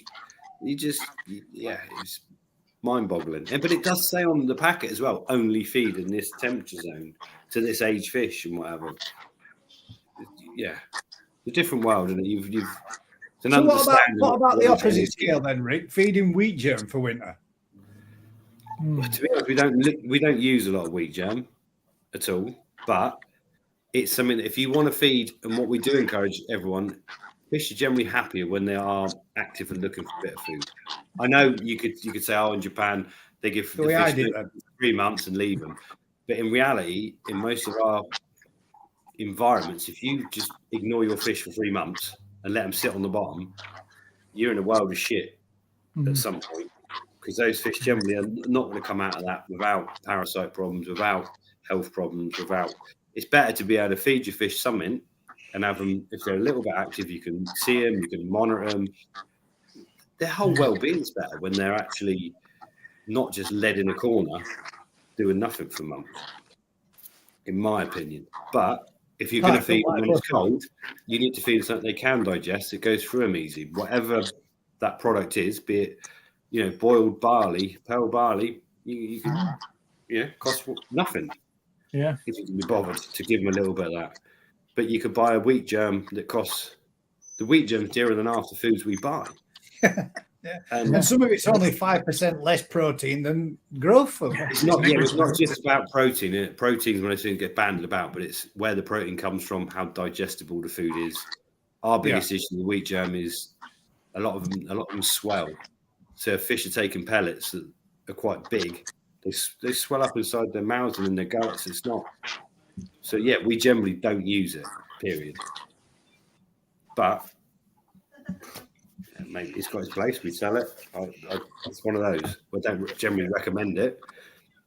But if you want to feed your fish something through the colder months and you want to give them something that's very easily digestible, something they want to take that's sort of low protein, low fat in it. You don't want to give them a handful of sturgeon food. Oh, they like that. They probably do. It's not great for them, is it? No. To get an nice saucy heat pump, sorry, that's the first thing to get. A good koi people need to realise this in the UK. Stability. And for this year, that would be, for all those that's had air source heat pumps, they've been able to give their fish stability, because there's been no stable temperatures at all this year. It has it's been absolute dog shit. Yeah, probably one of the worst summers I think I've ever known for us around here. Anyway. They've got this now, and it's coldest summer for 20 years or whatever. It's reached out this spawning as well. But if you want stability, put polytunnel over your pond. That's amazing. You give your pond with insulation, even better. Yeah. Preheating. But that's the thing, though, isn't it? So you want a koi pond that looks nice. Put a net over it to stop the herring. Looks shit, doesn't it? Stops the herring, but if you put a polytunnel over it, still looks shit, but actually stops the herring and you gain some warmth.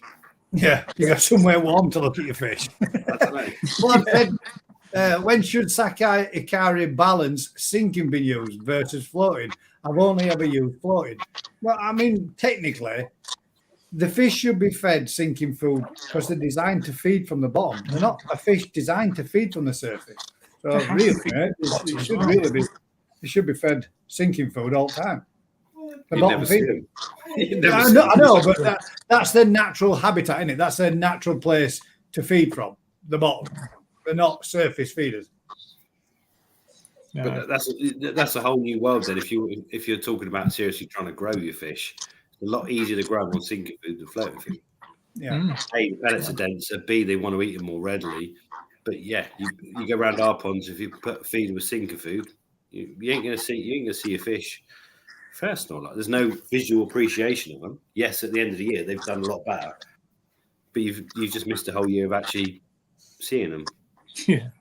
God, I'll tell you what. Oh, Cole's on it tonight, and he must be like flying through his keyboard. He's put about 18 million comments down. I reckon somebody's typing for him. I seen Colin on his mobile earlier doing this overnight. There's no auction this week. Somebody's typing for him. The secretary must be doing it. And he's all in caps as well, so he's shouting at us all the time. I feed 50 sinking, 50 floating. That gives growth, and he wants more than 30%. Go.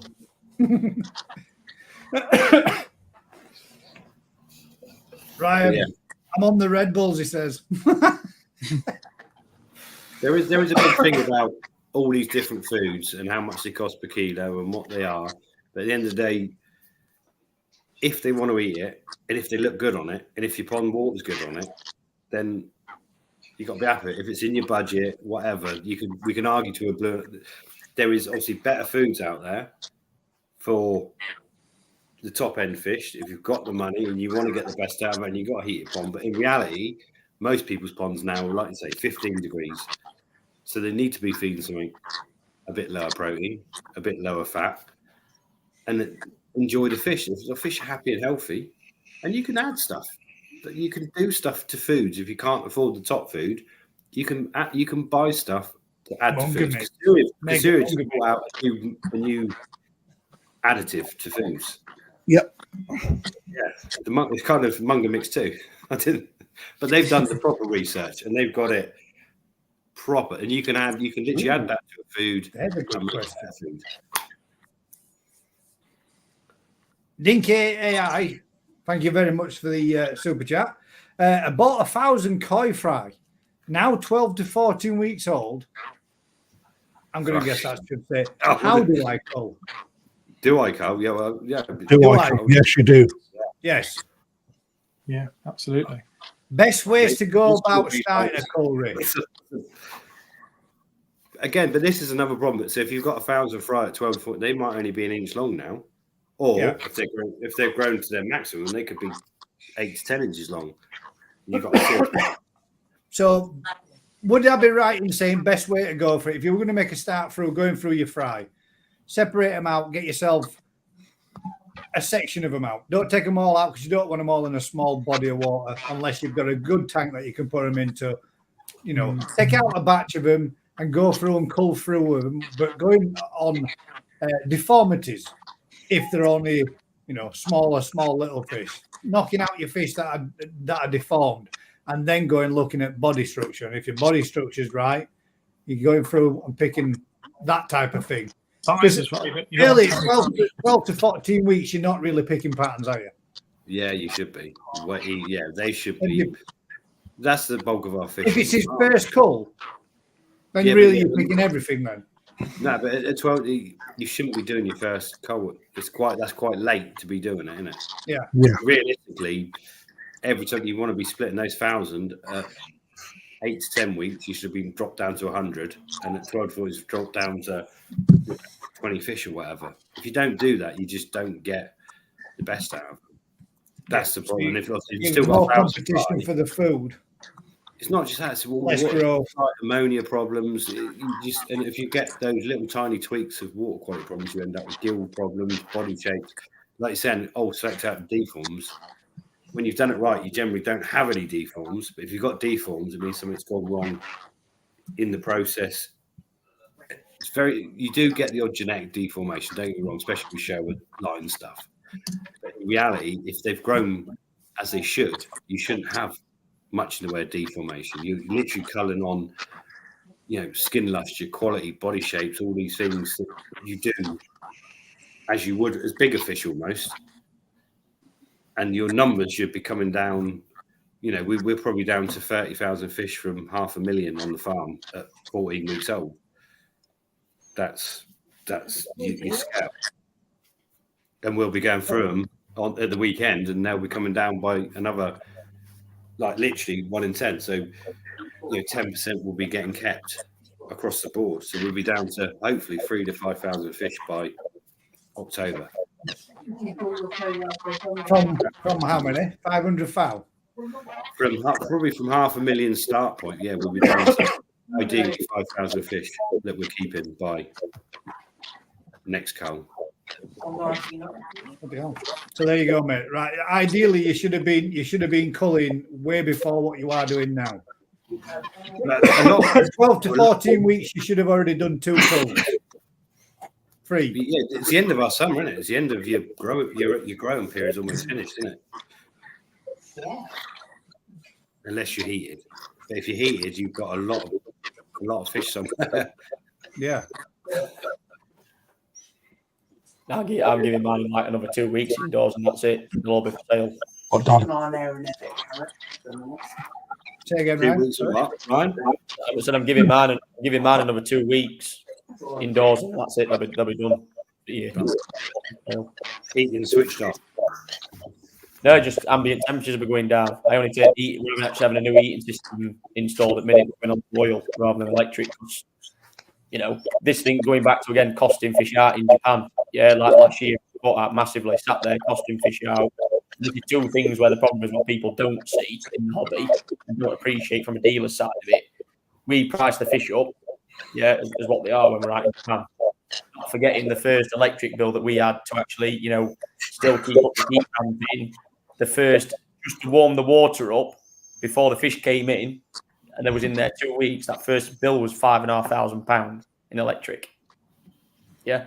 So all this money that dealers make, yeah, seriously, I had that for 5 months because I had to keep people's fish till the end of March heated. Yeah, I had to pay £25,000 out in electric just to keep one fish house running on electric heaters last year. And not only that, at the flip side, I went to Japan twice in that. I went to Japan twice with the overheads and the cost of the 2 trips. Not only that, in that one trip when I did the buying. So when you go on a buying trip, like I do, I keep a full spreadsheet of my buy-ins on a day-to-day basis, right? That'll have everything in there. So the buying price of the fish, the cost of the freight, the cost of the yen, whatever that is, until the yen swayed. So I didn't buy my yen until the end of the trip, which I never, like, a lot of people never do. They pay for the yen when they get it. My yen dropped massively, and it cost me about £4,500 just because the yen dropped in that period. From when I was buying to paying that bill, it dropped 4.5k, and that's what we lost in that as well. So when we say about the yen being better, yes, it's better if it works, but there's 2 subsides to that. At times, it can go one way or the other. By the time you pay it, it can go up or it can come down. And 9 times out of 10, if it goes up, it's a little bit. When it drops, it's a lot.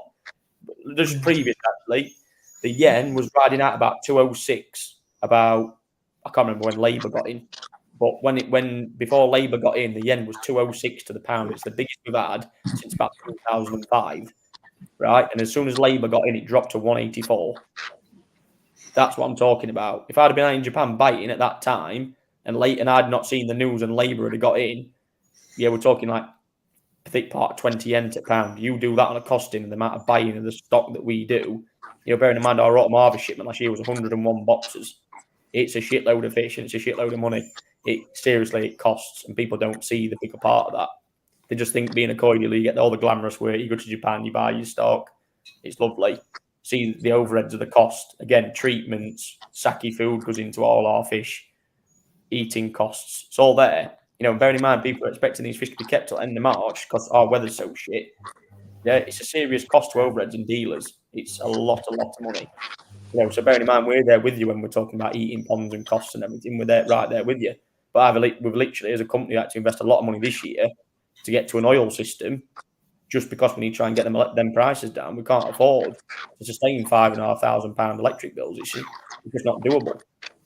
You know, bearing in mind we're selling all the Nissan that we sell, and we don't make no money effectively on that in that period.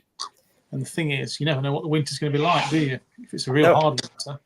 No, but again, this was the thing when the electric costs went sky high. Everybody still expects dealers to have standards, and so they should. You know, we still need to eat ramp koi. We still need to do all the right protocols of koi. That's what we're expected to do. Well, I'm not being funny. When electric prices back in the last, when winter started last year was soaring. You know, absolutely soaring. You know, bearing in mind we was having to go 24 down up to 20. You know, fucking hell, like You could see electric cable through snow. It was burning that much. There was a path. Obviously, it had melted the fucking snow. It was that hot. Seriously, I'm not even kidding you. That was no lie. And that's what I'm saying. That's sometimes, again, people don't say it in under the context that they mean, but sometimes it irritates me because I know the costs and everything that, bear in mind, them electric costs are just coming out of what we make. Yeah, which when you're doing autumn harvesting, this eye market and stuff, it's not as, what people are, is this and that. Yeah, but on the flip reverse of that, Ryan, that affects everybody. As a consumer, you've still got those increases in our outgoings, our daily bills. Everybody feels that. All industries do. All individual homeowners as well. We can't calculate every cost. How crazy it is for you to be involved with that as well. Bear in mind, we don't calculate every cost into these fish. How can I sit there and say, well, electric's going to be 25 grand for 5 months? I can't pre-calculate that. So that's literally, that just comes out of anything that we make. That is minus the electric, everything. But on top of that, guys, I know what you're saying there, but as a business, you've got to cover so much in order to ensure that you've got sustainability. Yeah, because it's very easy to lose everything. Mate, profit margins, believe it or not, are very tight. Right, and what we've seen, right, to put things into perspective, right. So, if this is our profit margin, all right, what we've seen this year with all the minimum wages increase, right, that's happened, right. So the profit margins are reduced, energy costs have increased, as have all the product costs, etc., and that's happened again. So we're getting pinched and pinched and pinched, right. So business is there to make money, but if we don't make money, we can't put it back into stock, or we can't look at growth. So I've just done the last 3 days at work looking at figures, right, and it's quite scary how much money. Well, I'll tell you in a percentage. We have seen a decrease by 20% year on year for the last 2 years in the trade, right? So, and that is because of so many different costs that have affected not just us as a business, but also the consumer. Because everyone else, like everyone, we've all seen rising food costs, rising petrol costs, rising energy bills, right? Your wage hasn't followed that when you're above minimum wage already, right? So, the expendable cash that people put into the hobby, again, has also done that. Yeah. Right. So when the spending comes back into the shop, what we see is trends in cheaper end really start to increase. Right. And then people that are like midway through a hobby, i.e., looking to build their pond bigger, looking to invest in bigger, better filters, etc., that has started to take a tumble. So it's all about balance. And like Ryan was saying, you cannot predict that. You've just got to watch it and try and build it. And it's so hard to do. It's at the minute, it's tough. It's very tough out there. I mean, we spoke to a guy at the show at one of the dealers. I think he was there at the time, Gaz. And what did he say? He says the problem is people are looking after the fish too well. Yeah. There's too many fish surviving. That's the other downside, isn't it? The more, and Rick's mentioned this before, and you've just touched on it there as well, Crafty. If you've got like better filtration systems, you've got better advice out there, you've got better information out there. People are now buying fish that are living longer because they're coming from better bloodlines. The better the fish, the less people purchase. The better the filter systems, the less they need to replace them. The longer the fish live, then the demand for high-end fish drops off to those that are only there for, or into it for, that like to pick up toe-side to grow them on, a kind of thing, and all that kind of stuff. It gets a little bit more difficult for you each year. The better and more things come out, more products come out, the more better drum systems and et cetera, come out. Or better. Fish used to be expendable. You go out and buy fish, That's what he said, Daz, wasn't it? That was pretty much what he said. said. Again the next spring, go out and buy more fish. And now people aren't doing because the fish are living because they've got better filtration systems. There's more information out there. You also got better fish. Yeah, and better fish, that's what I mean. But better bloodlines are being bred. The fish are stronger, they're better looking, better quality, and they're living longer. It's not only that, guys, as well. Like I look at it as well, like as dealers, for us, we have to invest a certain amount of money every year to keep our standards up as high as they need to be as well. That's ultimately as well. That's always investment on top of everything else. There's not a year I've ever sat there and gone, "Oh, we can't invest this year." You have to. Like that. You have even to invest in more koi or a different angle of what we're doing in the koi world. I did it when we started on doing the koi show stuff in Japan. It's like, oh yeah, we do our budgeting for Nisai, then January comes Tosai, February Tosai. All of a sudden you've got January Tosai, January koi show fish. It was a massive investment to do that in January to buy for all Japan. Yes, all right, if they settle, we make money off it, but that was actually at the time more of a personal thing that we did at the time that we wanted to do to build the business and build a profile of what we was doing. Then all of a sudden that's investment. Then that's 3 shows, all the costs of the showing the fish, then the shipping them back later. You've got higher freight costs because you're shipping them back probably 3 or 4 in a box because you can't ship them back with anything else. You look at that, it's all investment all the time that goes back in, and that's what you got to constantly keep doing. And it's just the problem is people don't see all this stuff. People just think that dealers just buy, sell koi, they're always winning. I think you're rich, mate. I think business is rich, and it's really not. Unfortunately, they do. But You it's have to at the end of the season, again, if people have had a poor season as a dealer and you're selling off half your stock you bought and making no money, that's again, you're not making money. You're not making profit to keep your business surviving. A lot of small businesses go through that, unfortunately. It's the winter months as well, isn't it? The koi season's fast upon us, and it's soon at the end, isn't it? And then you've got like another a month and a half, 2 months. That's going to be it. Don't get me wrong, guys. For us now, we actually trade 12 months a year. And our actual business didn't do though, did they? If you've got our busiest time, actually, when you look at the financial calendar, and I'll be brutally honest, is October onwards is our busiest time because I spend like this year I'm going for 6 weeks in Japan. So I'm going to spend October and half of November in Japan. They will be our busiest months, guaranteed. That because where do people want to buy now in Japan? They want the fish to be. They want to actually buy them when a dealer is there. That's what they want. That's the excitement of the hobby now. They don't want to be buying, what people have got on the masses from, wherever. If you as a dealer are not pushing the boundaries, going to Japan, selecting your own koi, trying to push them boundaries again, which is all investment again. A basic Japan trip will cost you $2,500, $3,000.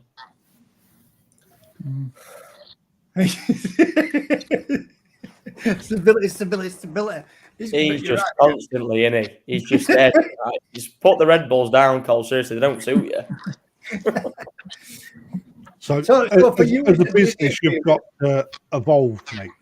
Right. So Ryan is so right in what he says. Koi is 12 months a year. Right. But it didn't used to be, did it? No. I always remember our place, our local, which was Quality Koi Carp in Brighouse. That place, it come to sort of like November. That was it. You won't buy no koi from there. They wouldn't sell you them. I know places that close the pond. They close the ponds down. Literally, you can't buy from them.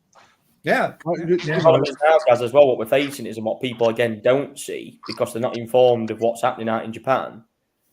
Well, let me just tell you now, this month, Tosai are already being sold and shipped around the world. This year's Tosai. Yeah. It's vigorous, right? Because they are shipping to Thailand, China. They've got way more money than sense. They've got natural eating abilities that are just out of anyone's control. It's the perfect countries that there are stones throw away.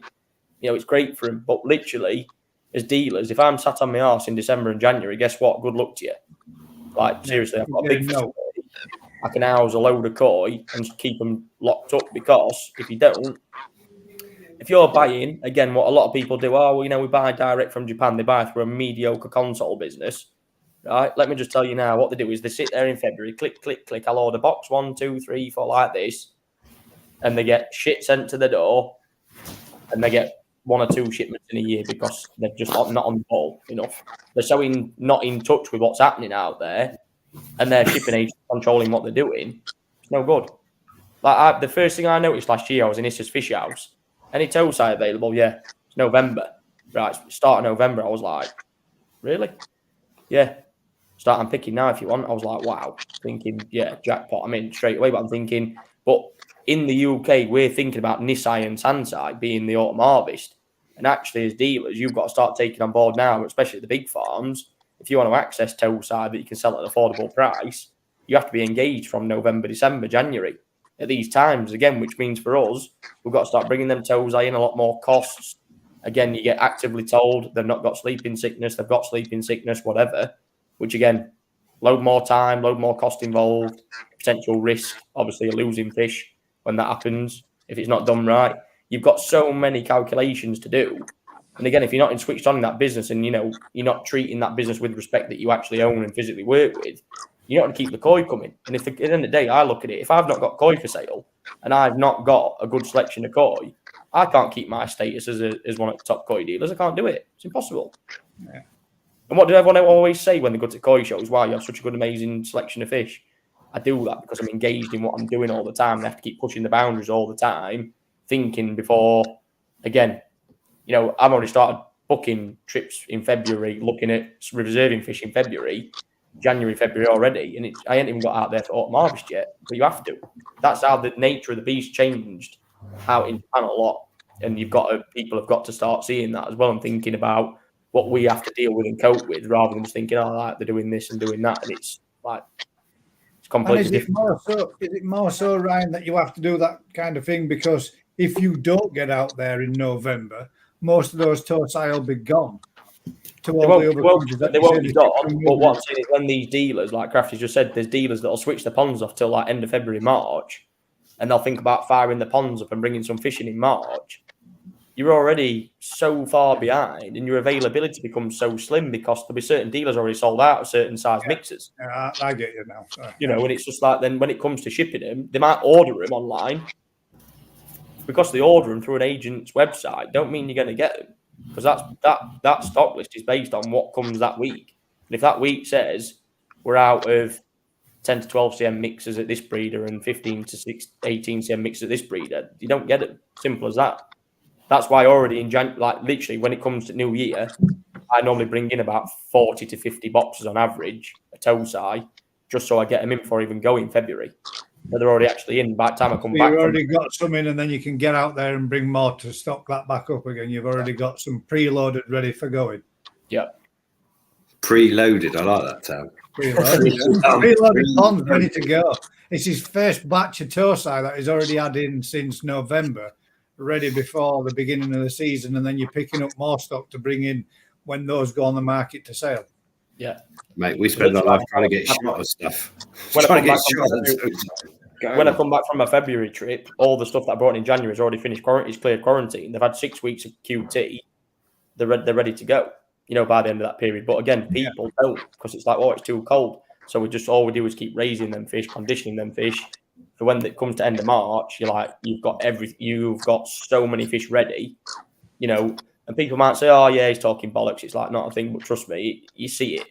And when you you get caught off guard by that, especially smaller dealers, they end up having to find an wholesaler over here because they ain't got the stock. That's what it comes down to at the end of the day.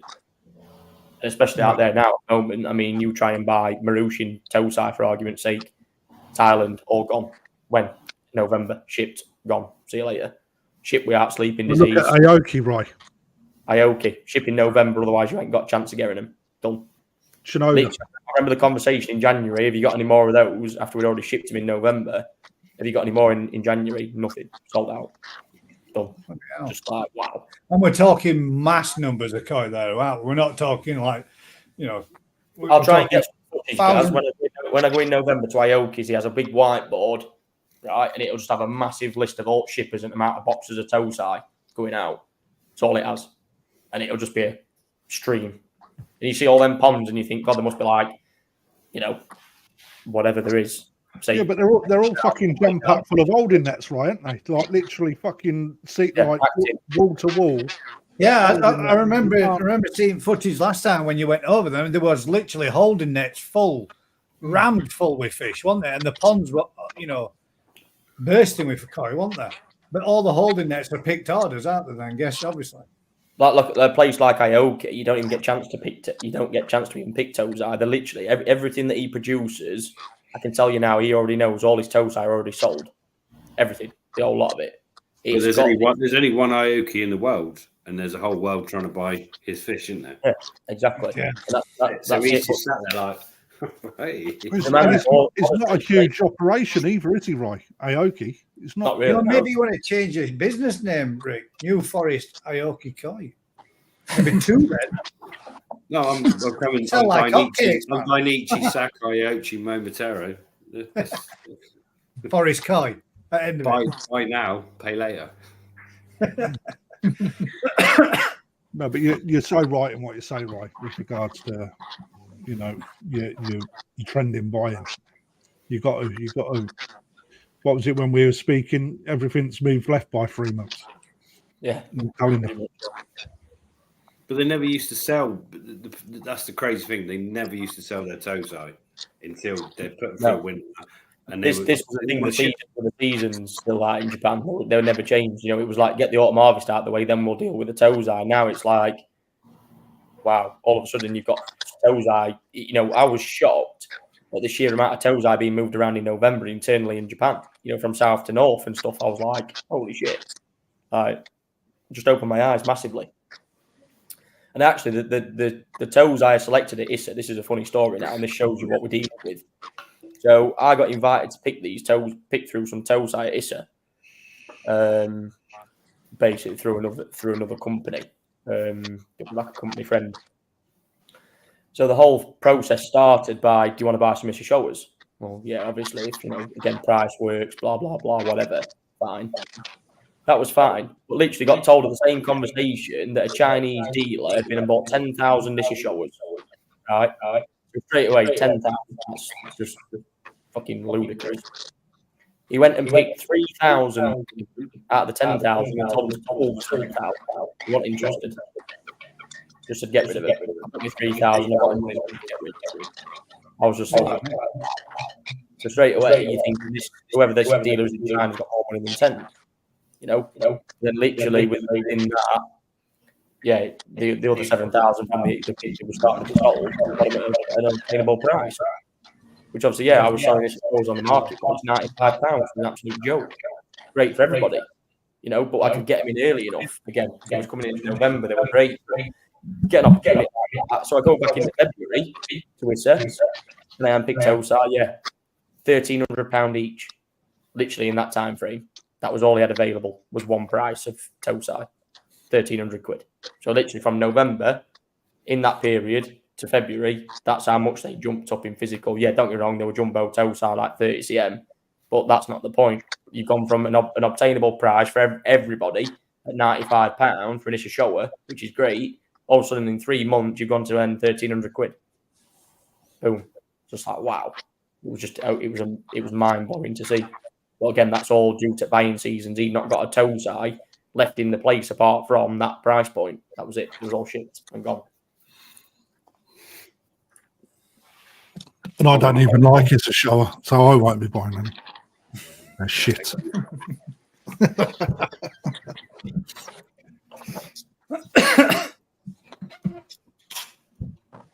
Is it time for koi appreciation yet? Can we get rid of everyone?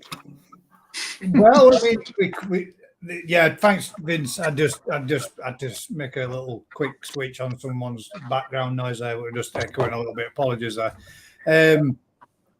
Koi appreciation. Is it my mic, Gaz? I don't know. I kept flicking through a few. Just try to turn down volume on your mic because yours is booming, mate.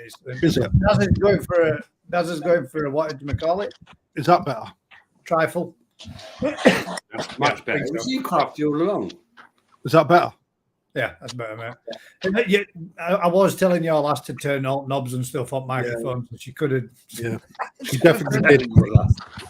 She could have been messing because she couldn't get it to work. But then I had to talk them through settings and stuff. Yeah. We've only actually got, let's see, quick refresh on here.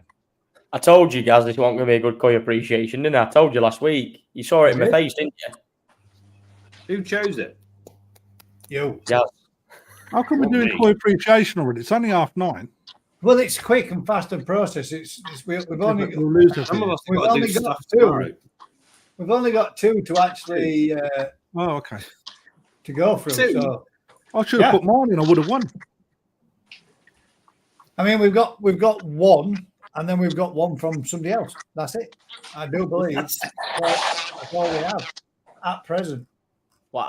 Who's on the CB radio? No, that's Daz's getting a little bit of a back from his microphone. He's in desperate need for a new phone. It's fake. That's what turpentines and postcrete and everything else, when you drop it in a bucket of all sorts, does to your phone. Creosote, yeah. Creosote, that's it.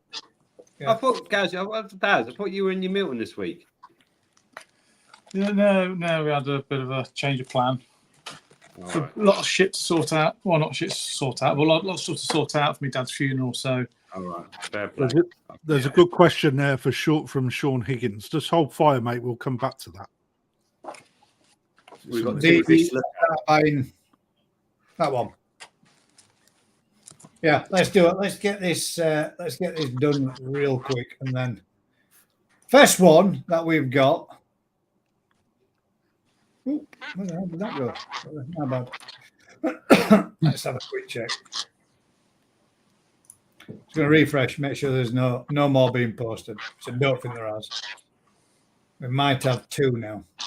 What the fuck is going on? This would be pretty easy, wouldn't it? First and Standards are second. slipping, man. I can only provide what the people provide. Maybe Matsukawabaki isn't that. I mean, Terry Gander sent in a fish, put it in. It isn't a Matsukawabaki. Well, we can include it if there's only 2. I believe he may have very well posted it in the wrong place, but actually we've got My hair's getting long, isn't it? 2, 3. We've got Just we've that got one 4, bit. 5 fish to look at. So we'll go with this first one then. What's going on there? It looks like a cock's dripping down your head, Shaq. Yeah. Mate. It's a This bit is like the first one that we got sent in. I'm going to say Terence Gander doesn't know, or he just posted this in the wrong place. So this is his first one. Not sure. I'm guessing it's this one here that is looking at, but it definitely ain't no Matsukawabaki. No. no, nice So fish. I'm going to guess that Terence just wanted to show his 3-year-old fish, which is nearly 70 cm now, but put it in the wrong place. So thanks very much for that, Terry. Appreciate it, mate. Second one we've got then is Vicky Bubble and Fins, which is a little Matsukawabaki. Mm. No. Not for me. That's not a Max Kawabaki. Somebody agree or disagree with me here? I don't like it. No. I'm going to put it back at you then, Ryan. What is it? It's got metallic luster in the head. Looks like some sort of I know. kabuto or King Kabuto. She brought Yeah, it It to does you. look like a Kabuto, doesn't it? It's going well, this, isn't it? There you go. oh, there we go. There's the that's winner. nice. Well done, Winner, Vic. yeah. There's the first one. We've got a winner. That's brown, sure. It's hard to see, and the light's not the best. It is black. We'll just call it the winner. Hang on a minute. This is the 1 week I'm definitely going to win. You're not allowed. We got Collins. I Oh, don't know if Collins it's in. just showing us that he's got Oh, lots. yeah. That's not I the same, fucking is love it? parking this there, mate. Oh, look at that. That's cool. That's definitely Well, not we a did go massive with the Deutsch counterpart, and then Vince said that we needed to do the Benny, come on, Ryu. Yeah, Benny that's tiny. Conroe as well. That would win if it's the right type of fish. Well, we had the Matsukawabaki in its Deutsch counterpart, which is Kumonru, and then Vince said that we needed to do the Benny Kumonru as well. So that's why Marcus has dropped this in. So that could take the winning fish in the Benny Come On rule because we've only got one of them. So congratulations, Marcus. You are the Benny Come On rule winner. And the worst Benny Kamara we've seen tonight.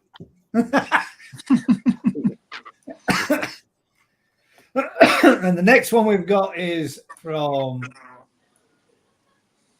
Nigel, who sent us a photo, which again, I'm not 100% sure is a Matsukawabaki because you can't really tell. More flash of the water and the lighting. That's got a good body, though. Some good Yeah. scalation going on. Photography could do it. It'd have been nice if we could have got it with Like proper a light Not flash. for the on it. heart, it's into the water. At least this time it's got plenty of water in a bowl. It's still not deep enough, though. I can't even make out what it is. I'd have to say he had that at the National. I think I've seen that fish. It looks like a Even photo. with all that reflection. I was really hoping there was some sort of black Zeus kicking about tonight that was going to like blow us all away, but clearly got. Here we wet go out. then. Hold your Get breath. ready to be blown away. Are you ready? Here she be. There she is. I've got to be winning tonight. God damn it. Mum would have pissed all over You're me. so confident about this pick as well, aren't you? Dad, get your picture. Go and grab your picture off the top of the fridge. You can enter it right now. Where do you think I've just been? I've been trying to find it. It's I'm not gonna on have the to put Decided, mine hasn't in it? now, It's and I gone can't forever. let Rick have Yeah, this. it's gone. Yeah. It's got a bra as a face pan. Isn't it? It looks Not like a Batman, it's clown. bra man. Isn't it? What's wrong with that? Bozo Right. the clown. And that, ladies and gentlemen, is the end of the Koi appreciation. That was the I've bet fastest. myself winner tonight. I never I think, get one. I think Vic took it myself. Rick took it. Guys, unfortunately, I don't think Vic- you're in charge of Vic's deciding for next week. Dealers ain't allowed to show, Rick. Sorry, mate. Oh, yeah, sorry, Rick, you're disqualified. Disqualled. DQ'd, bruv. Yeah, but look at it. It's nice, though, isn't it? Look at that now. A very understated fish. Yeah. I'm surprised not more people had one. Was it I've black? got one. Yeah, I've got one. It's a banger. I just can't catch the bleeder. So you've all got one, they're bangers, but no one's showing it.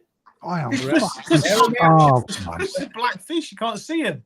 bear with me a second. And you talk amongst yourselves, and I'll see if I can bring up one. Is that you know? Vince were going to get one out of his bowl and all, but it was raining, he said. He's got shed loads.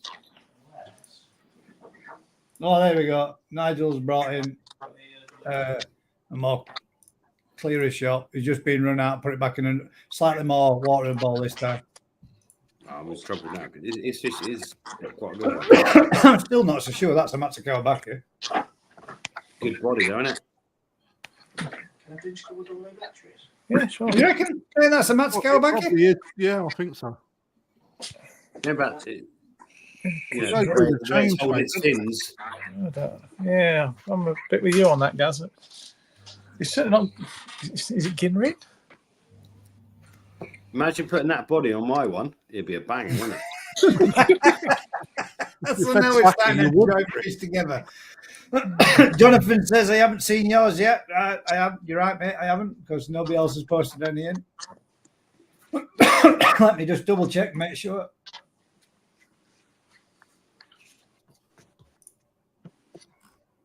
Yeah, we got It's no not really else. raining tomorrow, is it? Is anyone know the weather tomorrow? Yeah. I'm hoping it's going to be dry, mate. Glorious No. sunshine, heat wave. I It's am. gonna rain the rest of the weekend.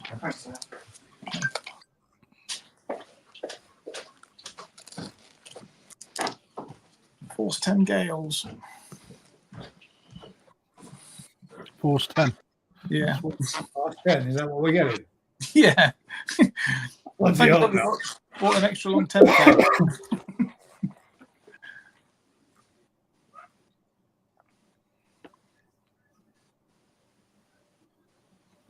Don't matter if it's 14 girls, mate.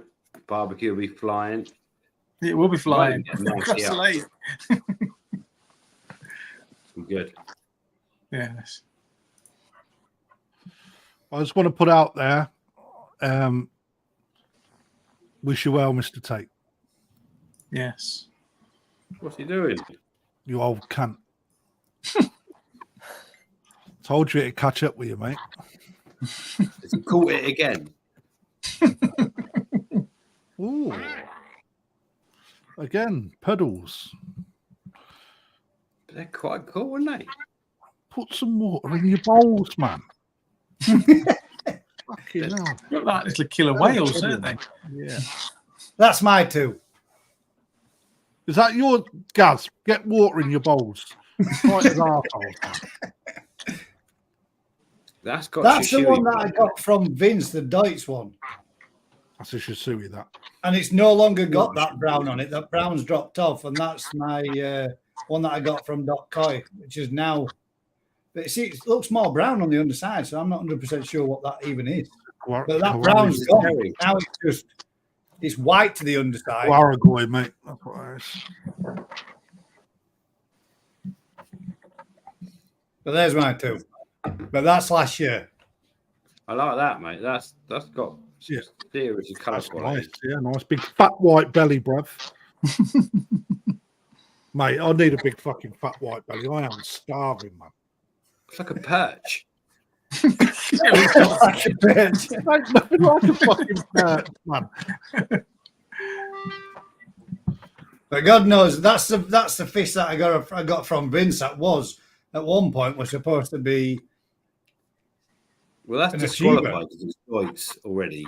So you See, look, if you had see- water in a bowl, mate, it wouldn't stick to the side of the fucking pot.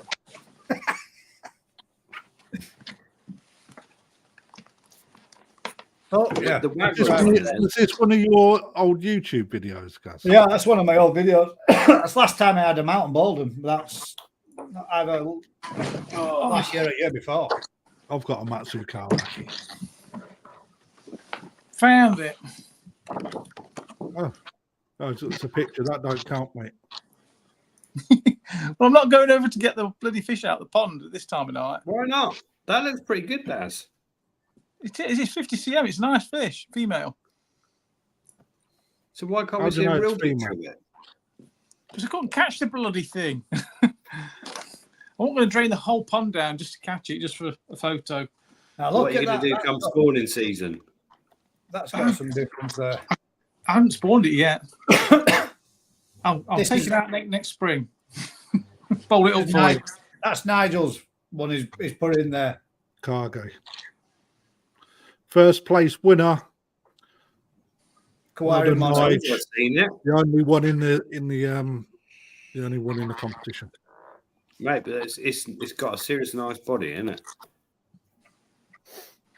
Yeah. His head's a lot lighter now than what it is there, isn't that? Isn't it? It's the mint how they changed though. There we go. See, if it started with that, it could have been in contention. He could, but the fish he first submitted was its younger brother. Where do I send depreciation pics? You don't, mate, because it's finished. No, just keep sending them to him. Annoying him. Everybody else does. But let's be serious on it. So you need to join Gaz's Facebook page, Yeah. and then every week you send them onto Facebook, and that's where we pull them up from. It. The problem with that is we can all see him before he puts them up. Yeah, Gaz's Koi Pond community on Facebook, mate. And then each week I post in there a little note just to say if you'd like to share any questions or any topics you'd like us to talk about or discuss. And if you want to put anything in the video fish for next week. In fact, what is it for next week? I can't remember. Oh, it's a dealer's appreciation next week. Was it? I don't know. I think it was. What does that mean? Well, what we were going to do is dealer appreciation was going to be people to send in the fish that they got from Perfect Aquatics, Exclusively Koi, New Forest Koi. Or Fucking whoever one else. or bike bait, mate. You don't want to be showing mine. This could be amazing, couldn't it? Name and shame week. You don't do Facebook, then we don't see your fish. Sorry. It gets too complicated, mate, for it to all come through on emails because you could send them through on Gaz's Koi Pond 1 at virginmedia.com. But if you send them through, mate, please send them through before Thursday night, because there's no worse than me having to sit here strolling through 25 photos and then uploading them onto my PC to get them on at my emails to bring them up then for people to see. And 9 times out of 10, people seem to get restricted with file size that they're sending in an email. So it makes it a bit more difficult. So do Facebook. A lot of people don't do Facebook. I don't see the great big fear factor in it myself. But it is what it is. It's an old Don't think platform. you're on Like it to do it, have you? Have you got to be on Facebook to do Facebook? Yeah, pretty much. That's how it works. Oh, we lost Crafter. He doesn't do Facebook that much. He's gone. He's gone. You go. He's getting his head down, ready for tomorrow. He's on his way. He's going to need to. Yeah, unfortunately, He's Rick, got to do an hour's drive. I'm going to be up at 4 to travel down to yours. Now you're dragging me all the way from Birmingham. No, Colin, look at him. He's straight back in there. Facebook ain't hard. Even my mum has Facebook and she's 82. Colin. Someone pouring him tonight. Serious. No, it's not any dealer, or otherwise we'd just be having 5 million fish from everywhere. It's going to be any dealer, any dealer of anybody's choice. Who said, they would I just give the examples of the people that were here. But yes, it will be any dealer. So if you want to do, water barn, whatever, whoever, you can do any dealer that you've purchased a fish from. But hopefully we'll get a number of people.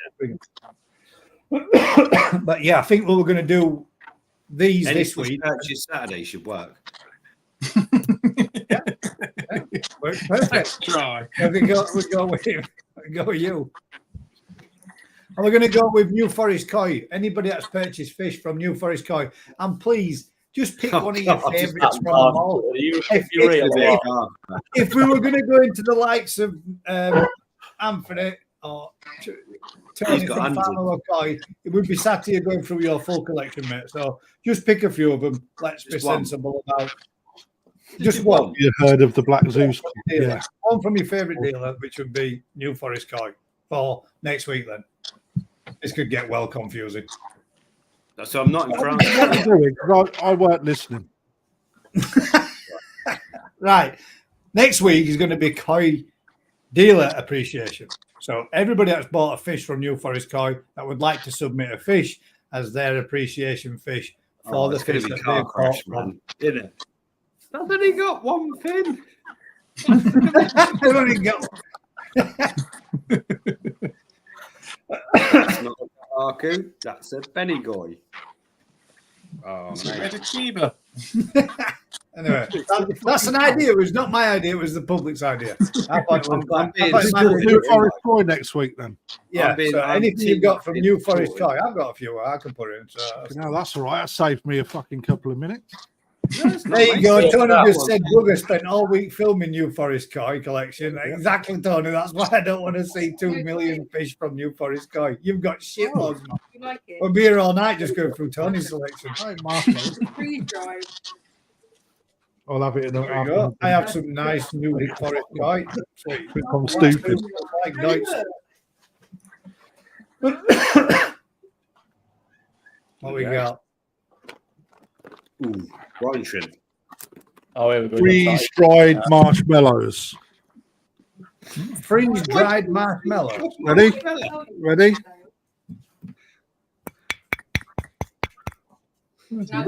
Yeah. Fucking crunchy marshmallows. Like it. I don't want the fucking Mackie D's, man. Fucking starving, mate.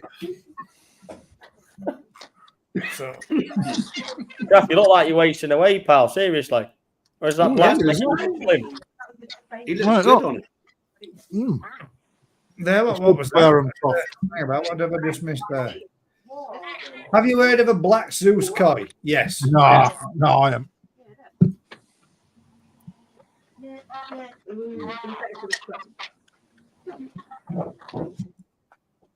What's the other bit there? Black Zeus Koi.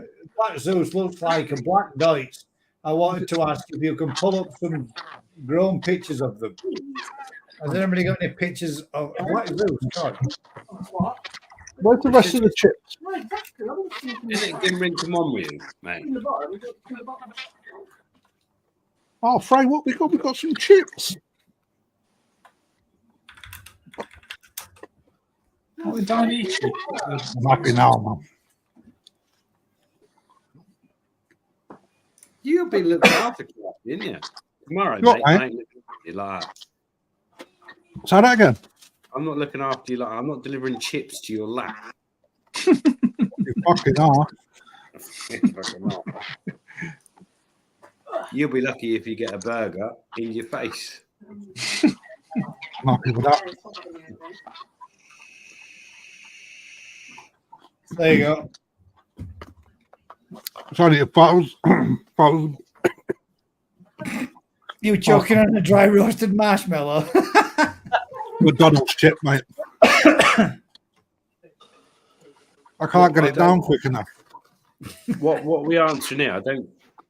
Black Zeus. Scotty, he wanted to see a black Zeus. Well, you never will once it goes in your pond.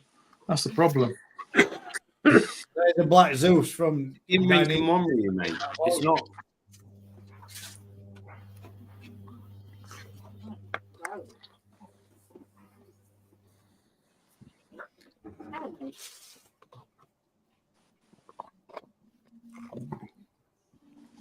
I don't know what we're.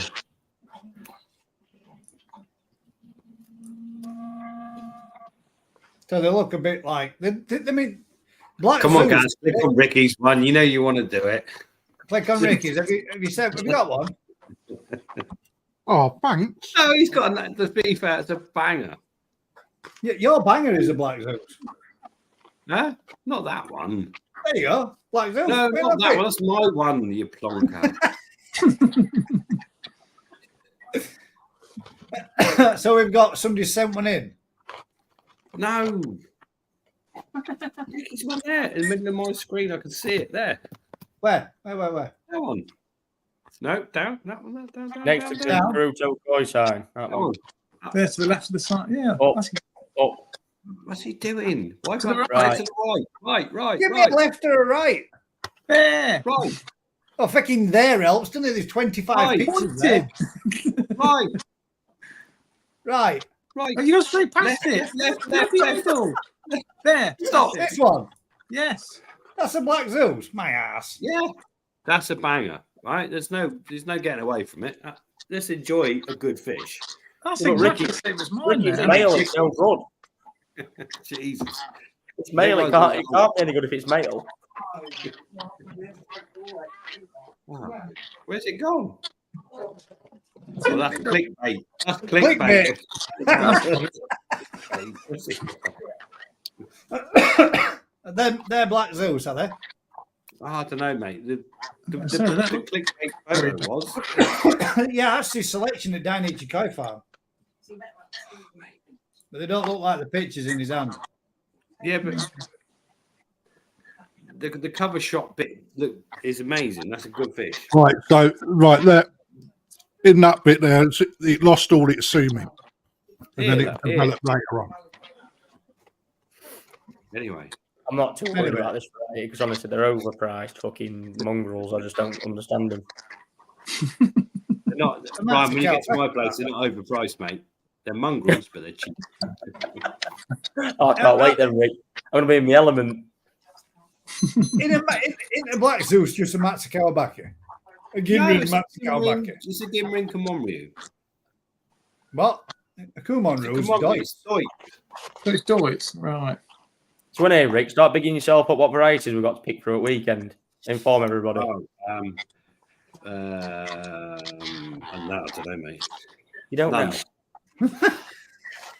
I'm waiting for these lot to get in tomorrow. We're going harvesting tomorrow. We've got a choice of stuff. Did I hear you right, Rick? You got some Ginrin, Deutsch, Achiba. Yes. They are fucking banging. Mm. I hid them. Yeah. I hid them because Ryan's coming. You fucking haven't it. If we get there on the Friday, guys, we can buy them all up before everyone else gets Listen, there. like I said to my uncle, all I can do is pick him all best ones out, and I'm sorry about that. No, Yeah, well, we're going to be there a day before you, Ryan. That's the problem. It'll all be Oh, gone. that's fine. Don't worry, I can play catch up. We'll need a couple for you. It's a weekend for people to talk about koi, not buy koi. No Oh, sales. yeah. Of course, you don't want to sell anything, do you? Yeah. Who wants to sell koi, really? That'd just be silly. Anyway, Rick, you got any ring crash Hey, going for one, sale? one out.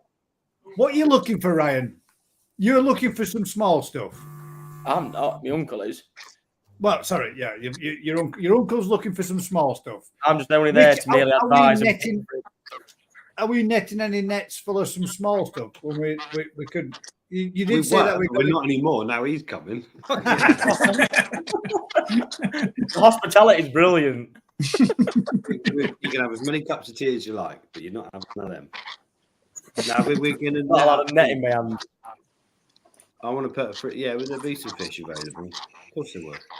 And It's not about selling fish, it's about having fun. Yes. Yeah. Shots on entry. Oh yes, we've got the good stuff. Lemon sours all around at lunchtime. Mate. These are black currant sours, these ones.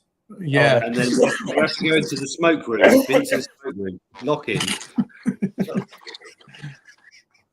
No one's coming out. So to be honest, I'm behind schedule. We got a lot of shit to do tomorrow. So the quicker everyone gets there, the quicker shit gets done. well, I mean, I'm good to go. My bag's packed, we're ready.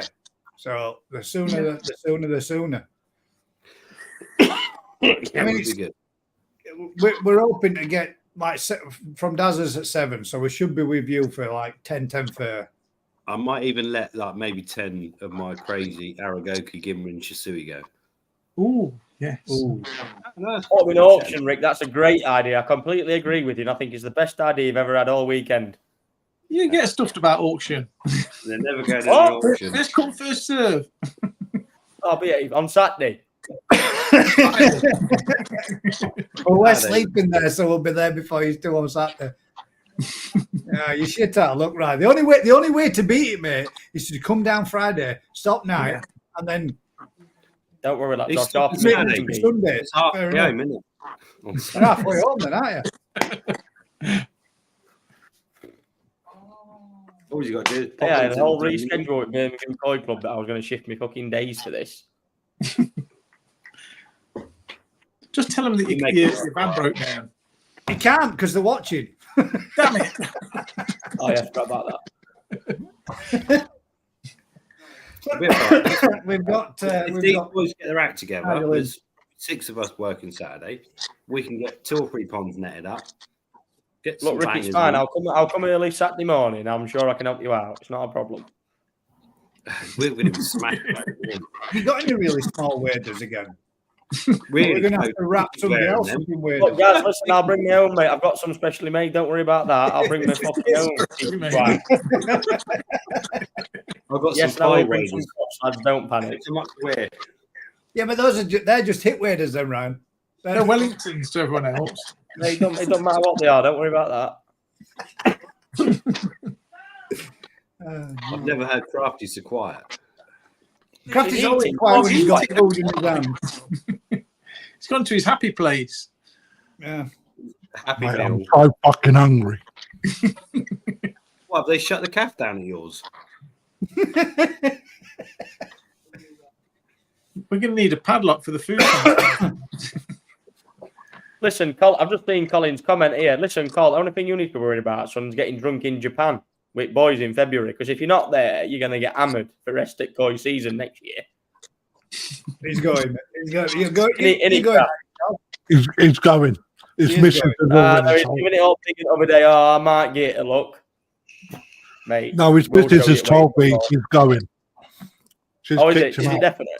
She says he's going because she wants some peace and quiet for a fortnight. A fortnight? Right, Moody's been in tonight. I think you're going to have 2 days in Japan. Jesus. Yeah, she's just kicking him out over there for a fortnight. How long is it we're going for? 10 days. 10 days. Oh, 10 days, Rick. Come on. You're going anyway.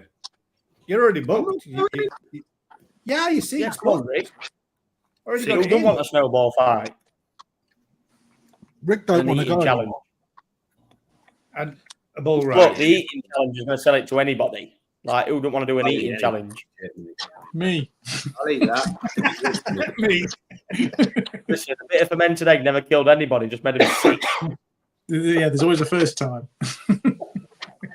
It was what was that last thing that Lee ate that he was like literally he was like, I need another curry, and he like sicked all of me trainers. It was brilliant. It fermented squid or Was it something. a fermented egg, wasn't it? I think I'm Yeah, I think allergic it to was- anything fermented. It was Maybe some sort of you like, want it If you want it enough, it'd have kept that down.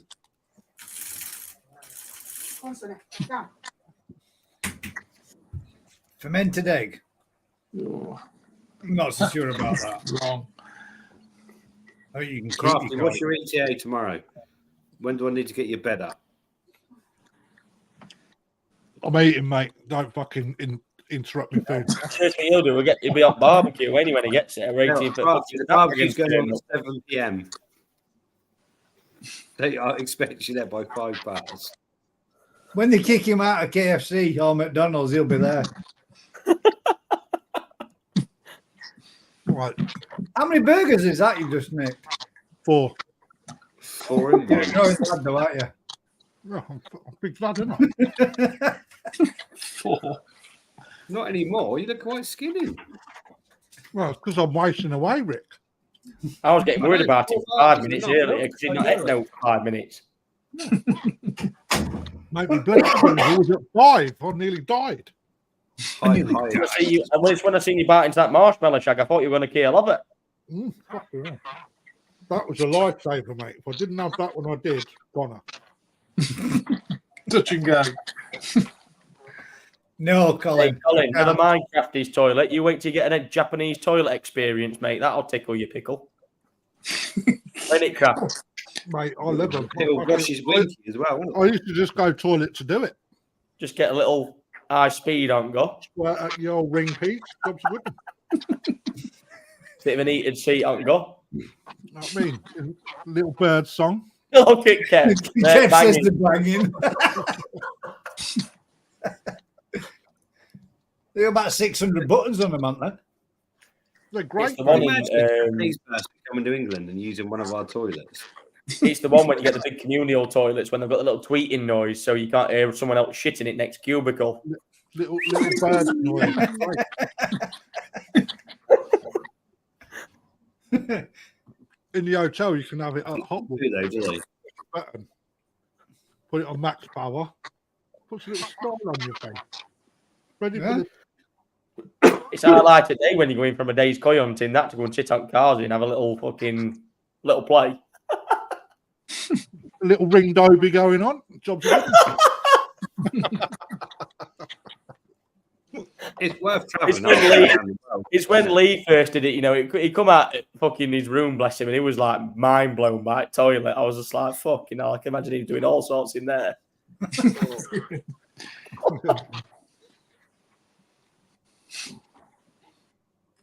Like Daz. Like Daz. If you go to Japan in February, Mm-hmm. what's the best thing that what's the biggest thing that you're going to look forward to? Me? Ice skating on the mud ponds. Just the whole general experience of it, mate. No, I've got to have one thing. Well, we're out of this lot craft, someone's got to fall into one at ponds because beans are a bit skinny on some at ponds. So someone's got to fucking fall in. Bollocks to that, not in like -4 degrees. I don't want to get wet anywhere at that Well, temperature. don't worry, fish house water's warm, Gaz. Your bollocks won't shrink. Yeah, but it won't be warm when I walk back outside to get it car, will I? And I freeze No. solid. you'll be like John Okay, then. Ford Van What Damme I'm in looking that most fucking forward advert. to seeing is watching Ryan fall in one of those said planks off of them boards and get himself nice and soaking wet. No. Mate, I'm Yeah. fucking twinkle toes, me, pal. That's why you wear crocs Honestly, around mate, the house. I honestly don't know because I don't know what really to expect. Because I know you see what you see on people's videos, but I would say more than anything, probably the scenery if it's snow covered for me, because I reckon it's going to be. I reckon it's a beautiful country as well, and I think that bit for me is going to be It's one all of right. the best bits about it. Yeah, I mean, winter's my favourite season, mate. That's what I like more than anything. Yeah. Hey, do we get to do some That was a skiing? shit joke, that craft. What did he say? Oh, You tosser. But yeah, the scenery, and then obviously koi in mass numbers, mate. Can't be beaten, can it? Cherry blossom. There won't be no cherry blossom in the winter, mate. That's April. You're right. That's when they have the big cherry blossom season. Isn't it April over in Japan? April, Yeah. May. Well, mid to end of April, yeah. I'd love to go there and watch Lee run up a hill with sack on his shoulder, up the fucking hill, and all the Japanese going, "What a dick! Oh. Whoa, what did he do?" It was that day when he was running down fucking mountain from Iroy, and he was literally just, he were on it, and just as we got round the corner, he was fucking bench pressing. Just, oh my God. Was it Hiroi or was it? No, because we went up to Shinoda, didn't we, from Hiroi? Yeah. Yeah, because he run a bit far too. So we got to the turning at Shinoda and went to the turning at Shinoda, and he was still running down the fucking mountain. We got to the bottom, he was doing press ups.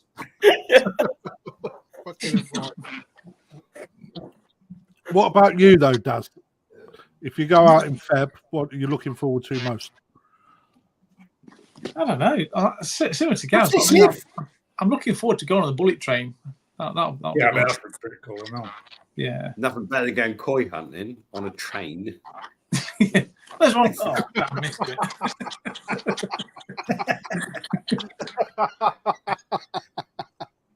All right, what breeder are you most looking forward to seeing?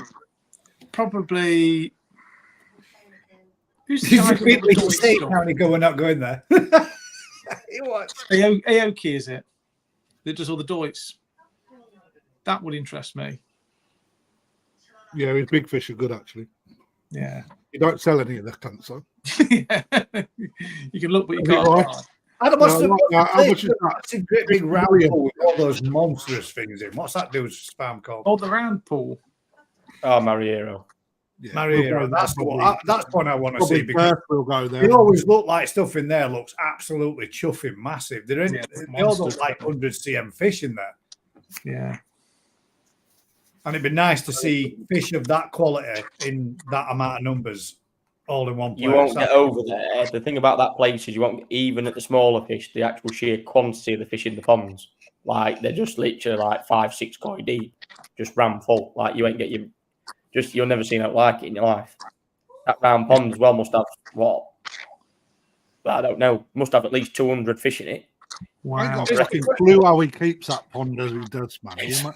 You sit there, man, and then another fish appears. You're like, where the fuck does that come from? We've been here 20 minutes, and Yeah. I'm looking forward to Japan. Mm. Me too. I mean, it's somewhere I've never been before. Total different culture. Well, we know what blew my mind the first time I went as a kid, and this sounds stupid, but you'll appreciate this craft because you've seen it. When there's a fucking drinks machine, there's a Coca-Cola drinks machine in the middle of a mountain, about 800 fucking meters above fucking ground level, and it's just there. We run an electric and fucking just close your mind. You pull out a bacon hot coffee. Yeah, red hot coffee. How the fuck does that work? How do you do that? Yeah. Kobayashi, I'm quite looking forward to. I hope we can get there with some fish available. I'm looking forward to seeing them all, mate. To be fair, I mean, How did Shiro do this year, right? I do what, mate? Sorry, It's Shiro. You bought Shiro, didn't you? Give him. mate. They all sold too fast, to be honest. But yeah, well, from what I've seen of Lee's, what he had, they did really well, to be honest. I think it was good fish. Aragoki's, I actually just harvested 2 at best ones I had out of that lot of grow-ons literally yesterday, and they look pretty phenomenal. Unique. Actually, They did look unique. in Dainichi is supposed to be absolutely massive. Yeah. Like the foresight area is like the size of a football pitch type of. Oh yeah, it's big, but compared to when you look at Dainichi as a farm in Niigata, yes, it's big. But when you look at Dainichi in a farm compared to like the likes of Momotaro and Sakai, then it's up there. Don't get me wrong, but it's not on anywhere near the scale that that them guys are on. Sakai, literally, you can drive a truck through their place. It's that big. What? What about Shintaro? What's his size place? How big is he? More of a smaller? Let's move on to that conversation, Gaz, before we get into political. Yeah, we fire. might be going there, Gus. It's only small, Gaz, but yeah, we'll move on from that conversation. Yoid. How comes I always got myself in shit without even trying? Oh, you don't. You don't. NND's a good stop. Yeah. Mark Shinoda. Shinoda's a quality stop if he's got fish. I couldn't believe them. Have you seen that? Have you seen that video that he put out of all those Tamasaba. Yes, billions. That's a lot of Tamasabas. That. Yeah. Kraft, I just WhatsApped you. Look at them little puppies. Oh, is that my fish? That top one that I never bought. Yeah, you want to see yours now? It's grown on. It's a different price now. Is it? Fuck. Well, that's banging, mate, isn't it?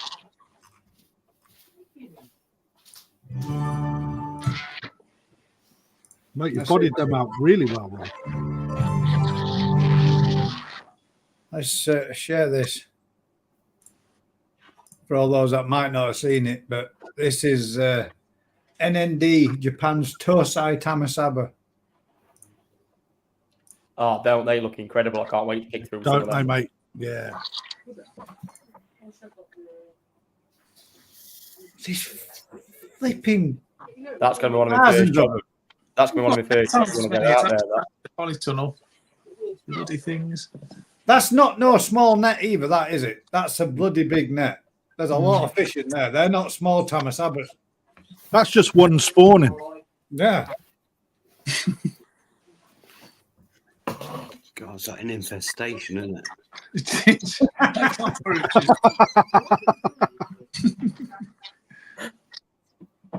The little sod spawn every 2 weeks. Right, Rick, Colin's thrown a gauntlet down, mate. Oh, was he? Yeah. Is it big? Well, If Rick ain't going, he ain't going. So you've got to go, Rick. They're better. Freeze-dried Skittles. You've got to go. Just imagine Japan with a bunch of nutters. If he ain't paying, I ain't showing. There you go, Cole. Well, if you ain't paying, he ain't showing. If you're showing, paying, he'll be showing. Listen, Japan's been exposed to the biggest nutter out there. They've been exposed to Lee Hadfield, so with all due respect, 10 of us put together is nothing. Honestly, like the mosquito was a fucking famous thing out in Japan. Yamaguchi beard, good stop as well. If we We won't go, all go in his fish house. well, that's what I was just thinking in my head. If we go, One at a time, please. yeah. Why does everyone go on a different day and roll it along? Make it like interesting for Ryan, who's out there for like 6 weeks. Every day there's a new person coming and a different person going. No. Who's the breeder that's actually a trained lawyer? Oh, Miyatora. Miyatora. He's got a decent place. Make that they doesn't understand English, but sits there and understands every single word that comes out your mouth. Who's the best person to get Benikikikuru from? Best farm. What was that place that you and Aoki? Aoki or Marasaka. Marasaka, They're very different though, mate. Different fish. But Miyatora, I tell you what, he is a gentleman. That's where my Deutsche Shoreline come from originally. Is it? Very nice guy. Very clever man. He's got a good fish house, man. How long is it, Rick, since you were over there? Last time you went? 20 years, maybe. Bloody hell. I didn't think it'd been that long, mate. I know. That's how young I look. I know. I was only 6 when I was there. You could whippersnapper them, weren't you, when you went there? Fucking 46 last time you were there, man. It's not what you know, it's who you know, isn't it?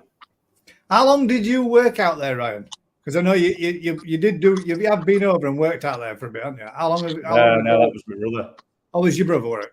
So you've not No. had the pleasure of being over there long term, not done any of that kind of stuff. No. Not being slave laboured.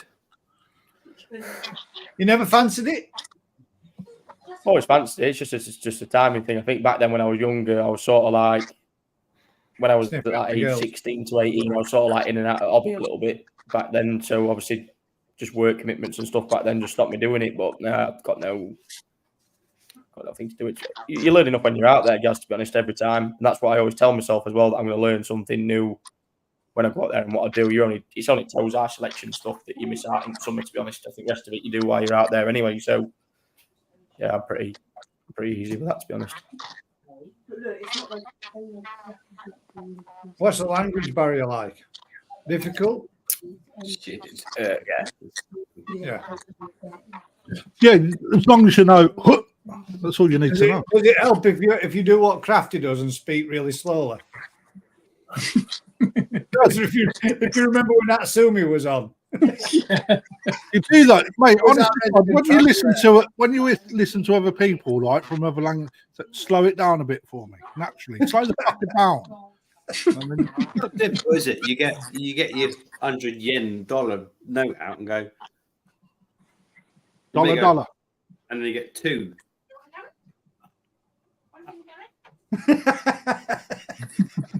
Done.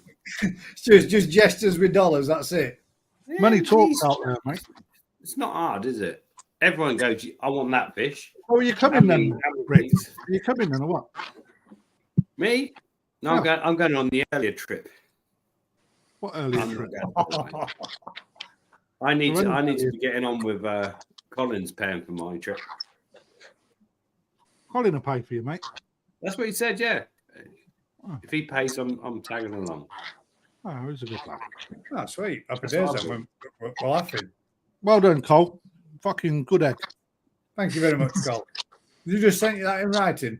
If not, please do it. Mate, Cole, just type it in here. Type it in that box. if you get the opportunity, you've got to go anywhere in the world. Every opportunity you get, you've got to take. 100%, So says, man. can you come in? Yeah, of course I will. Is it free? Look at that comment. Look at the comment. Boom. What's the comment? Oh, mate, I'm There we go. We got it in writing. Right. Right. Bang. We're in business. And Lee said he's going to buy me a couple of brew shots as well, so that's a bonus. I'll buy you a fermented egg, mate, if you come. I tell you what, I'll eat that fermented egg. I'll buy you a You buy coffee me on the top of the best mountain. toast we can Piping find. ready. I have a vending machine to swill it down with. Yeah, you You can can have buy a coffee out of Dionysius vending machine. Colin says he wants to be the new Rocket Boy for 2025, though. Mate, there's no one can replace Rocket Boy. That man is magic. He's got good guitar fingers, hasn't he? He's got no concept of time, but he's pretty amazing at what he's done in life. Yeah, he's done some shit, hasn't he? To be fair, he's done a lot of shit. He's had dinner with Freddie Mercury, mate. Yeah, Better than me, isn't he? Rod Done. Stewart. All right, he So can't tell an hour from a minute, but who cares? He's had dinner with Freddie Mercury. you finished off the chairs that you started over there. Apparently, you started cleaning some chairs, but you never finished a job, so he had to finish them off for you. It's in his last video. You want to watch it? It gives you a bit of ribbon. I didn't finish cleaning chairs. You're right. Apparently, he finished them off.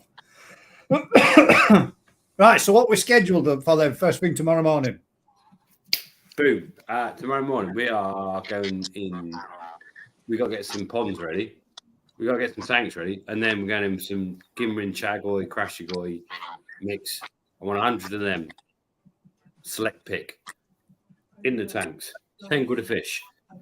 Then we got to get another pond. I want another 100 Gimrin Asagi in another pond, and then want another 100 at Surrey.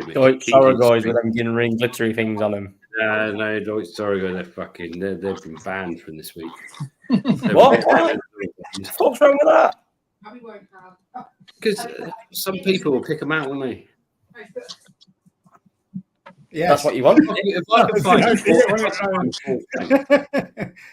this weekend, I've got 11 ponds of fish that no one's seen ready for this weekend to buy. Wow. It's mental for us because that's 11 more ponds than the other ponds we got. Some of them Chisuas as well with them gin ring scales as well. They're not great. And on the Sunday, when no one's there, we're going to do the Shiros, the Gimrin Shisui. I've got to keep my fish for me. Oh, come on, Rick. It's 4 hours. 4 hours. Where's the secret Rick stuff you keep going on about? Have you made a new pond somewhere? Are we fishing on Sway Lakes? What? Fishing on Sway Lakes? Is that where we're fishing? Yeah. Yeah. Well, you're not bringing any tackle. You're just sleeping there. I'm bringing my fucking lad's rod with me, so I'm going in that gin ring Sorrogoy tank, mate. I'm going to fucking cast that in that. If you want to stay Saturday night, you're welcome. I'll put a tent up. You can fish all you like. Rick, it's not about staying over. It's the incentive that I need to stay over. It's the fucking gin ring Sorrogoys that need to be fucking coming out of ponds. Not tell you, I'll bring some bait and a fucking rod. Don't worry about it. I'll be fine. Lego can't hear you. Pint of maggots. It's like, isn't it? I can imagine being in Japan and I've got fish and he's coming along going, yep. No, these are exactly right. That's the problem. I'm like I'm in there. Then right, let's go. You know when he comes down, you'll know he's there because he'll be going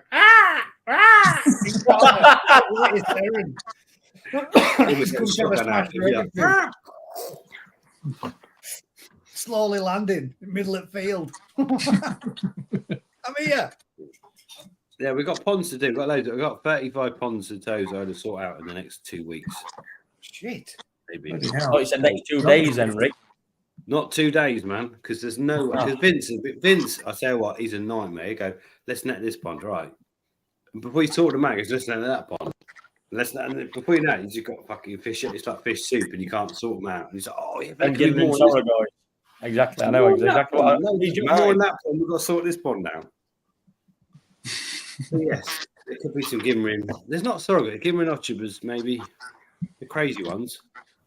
Dave's got one. I tell you what, Dave's Rocket Boy. I'm giving him a fish, mate. I reckon it should win everything. The problem is, it will never win nothing in this country because it's crazy. Look, Rick, you can't deflect away from the question. It will not win in a show in this country, but it should win everything it ever sees. And I don't. That's it. That's the problem, isn't it? But I'm giving it to him. He's taking it. It'll be great. Have you ever heard of? Look at this bit here Jeff's putting. Colin going premium economy, you get an extra 30 cm. And Jeff's only 4'11", and he wants extra 30 cm for leg room. That can swing your legs on a fucking plane seat. That'd be like that. Just swinging them. No, you fucking won't after 15 hours, mate. You'll have to. He don't need Brian is only 4'1". He's got massive hobbit feet on little legs. We're not all going to bed soon because we've got to get up early. And we have, and that is to be completely honest and be completely fair. It is going to be a shorter show this week. Saying that, do me one favour. Just don't disappoint me on Saturday. Make sure you put your hard work in tomorrow and make some nice selections up. I'll pick you some good ones. Right? Yeah, they'll all be waiting for you. I'll take you some pictures, Ryan. Send you on. Don't forget, though, Ryan, the price of electricity this year has gone up through the roof, so the markup is going to be a little bit more than normal. Guys, don't worry. That don't worry me. We've had extra growing on fees, we've had extra feed fees, we've had extra heating fees, we've had extra heron protection fees. We've had to pay and feed Vince for the last 12 months he's been there. The heron protection is looking very good on Saturday, is it? Right, guys. As What's we your just said, name anyway? we all have to be up rather early tomorrow, so we are going to bring this evening to a close. I said, what's Brian's uncle's name? I know his dad. Who's your Uncle Ryan. Uncle Kevin. Uncle Knobhead. Uncle Kev. Uncle Knobhead. Yeah, Uncle proper. Knobhead. Crafts had the pleasure of meeting him. That was who was working with at National Craft. Yeah, it was a fucking bit of a loose cannon. Fucking balancing on one leg on top of a ladder. Oh, get it! Fucking get down before you break your legs. You only live once. Is he a peg leg? Oh no, he's a loose cannon. Just got a screw loose, mate. Well, it's going to go well Saturday, isn't it? He just said he needed some help picking fish or something, so I said I was more than happy just to come and help him. Bring your camera down on Saturday, Roy. My camera, what for? You'll find out. Film me. I'm pretty good.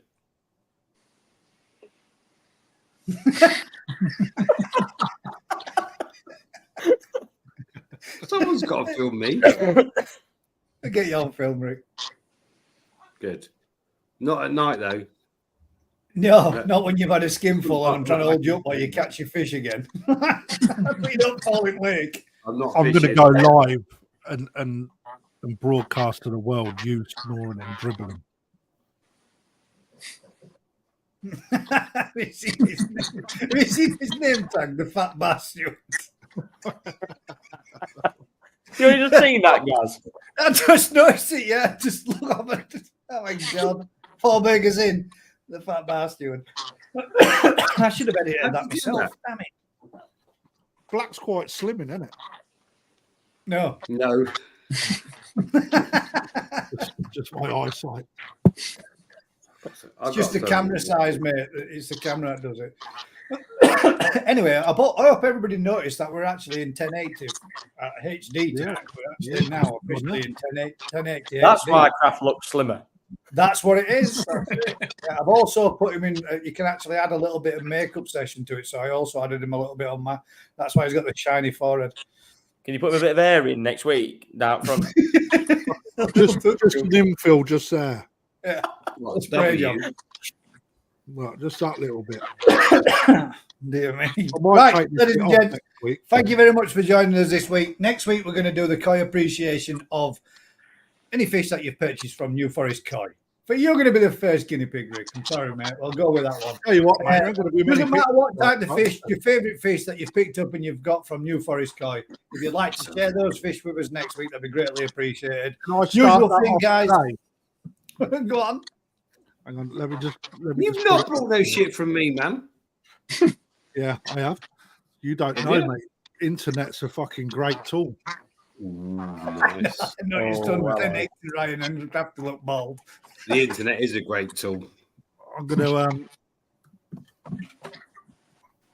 just bear with me. I'm bearing with you, mate. I'll get prepared to do the closing out bit. Guys, we're bringing up big finish then, and you've just like fucking let us down like a balloon. Yeah, I'm a bit worried here. He's sending me something, isn't it? Yeah, Rick, what you been up to? I don't know, mate. All your secrets going to be revealed now. No, mate, that was the koi I bought off you 3 years ago. You better not be in Thorough, guys. Serious. It could be a Tamasaba. Fucking banger, mate, I tell you. This is the first one that we've had shared then. Absolute That's banger. not Shiramuji, is it? Let me make it a bit bigger for you, Rick, so you can see it. Actual size. Dipliosaurus. Yeah. Look good, mate. Great skin. That's a banger. Good bone structure. Yeah. Did you see all the other? Did everybody see all the other little pictures underneath the bottom of that? Yeah, I did. I'm not fucking saying out. Oh, I didn't see it. I'm going to watch that back. No. No. You two pair of twats there giving it up big and about fucking wanking over me the other week. Oh, yeah, was it that? Mate, I can't believe you've got a screenshot of me when I'm eating my breakfast at table. You horrible. I told you I'd get you, you fucker. Horrible. We're sharing these ones first. They've been out now. You might as well share them, guys, isn't it? You know what I mean? They're there. I just zoomed them in on everybody's dinner. Oh, Look at them. look. Who's it They're in? nice. That's Ryan's just shared with them. Them somebody got from New Forest Koi 4 years ago. Nice. For your appreciation. Yeah. Well, I'm wrong. Very nice. Stuck them out the growing. We're all 95 cm. Guaranteed to grow to over a metre, actually.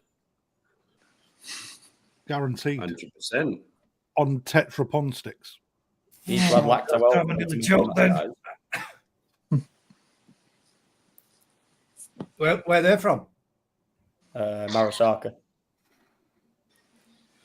I love it when By the way, if you want to be growing ponds. over on them. They're right. Lost to through them, look at mint. Mm. Very nice. Yeah. Right. There we go, ladies and gents. That's it. As I was saying, go on. Go on. Cricket bat. Yeah, usual thing, guys. Thanks very much for joining us. If you're enjoying this kind of madness, do us a huge favour. Like, share, subscribe, tell a friend. And until next time, Keep smiling. I'll catch you on the next one. Good night, all. Bunch of cricket. Cricket bat. You're all, even you, Cole.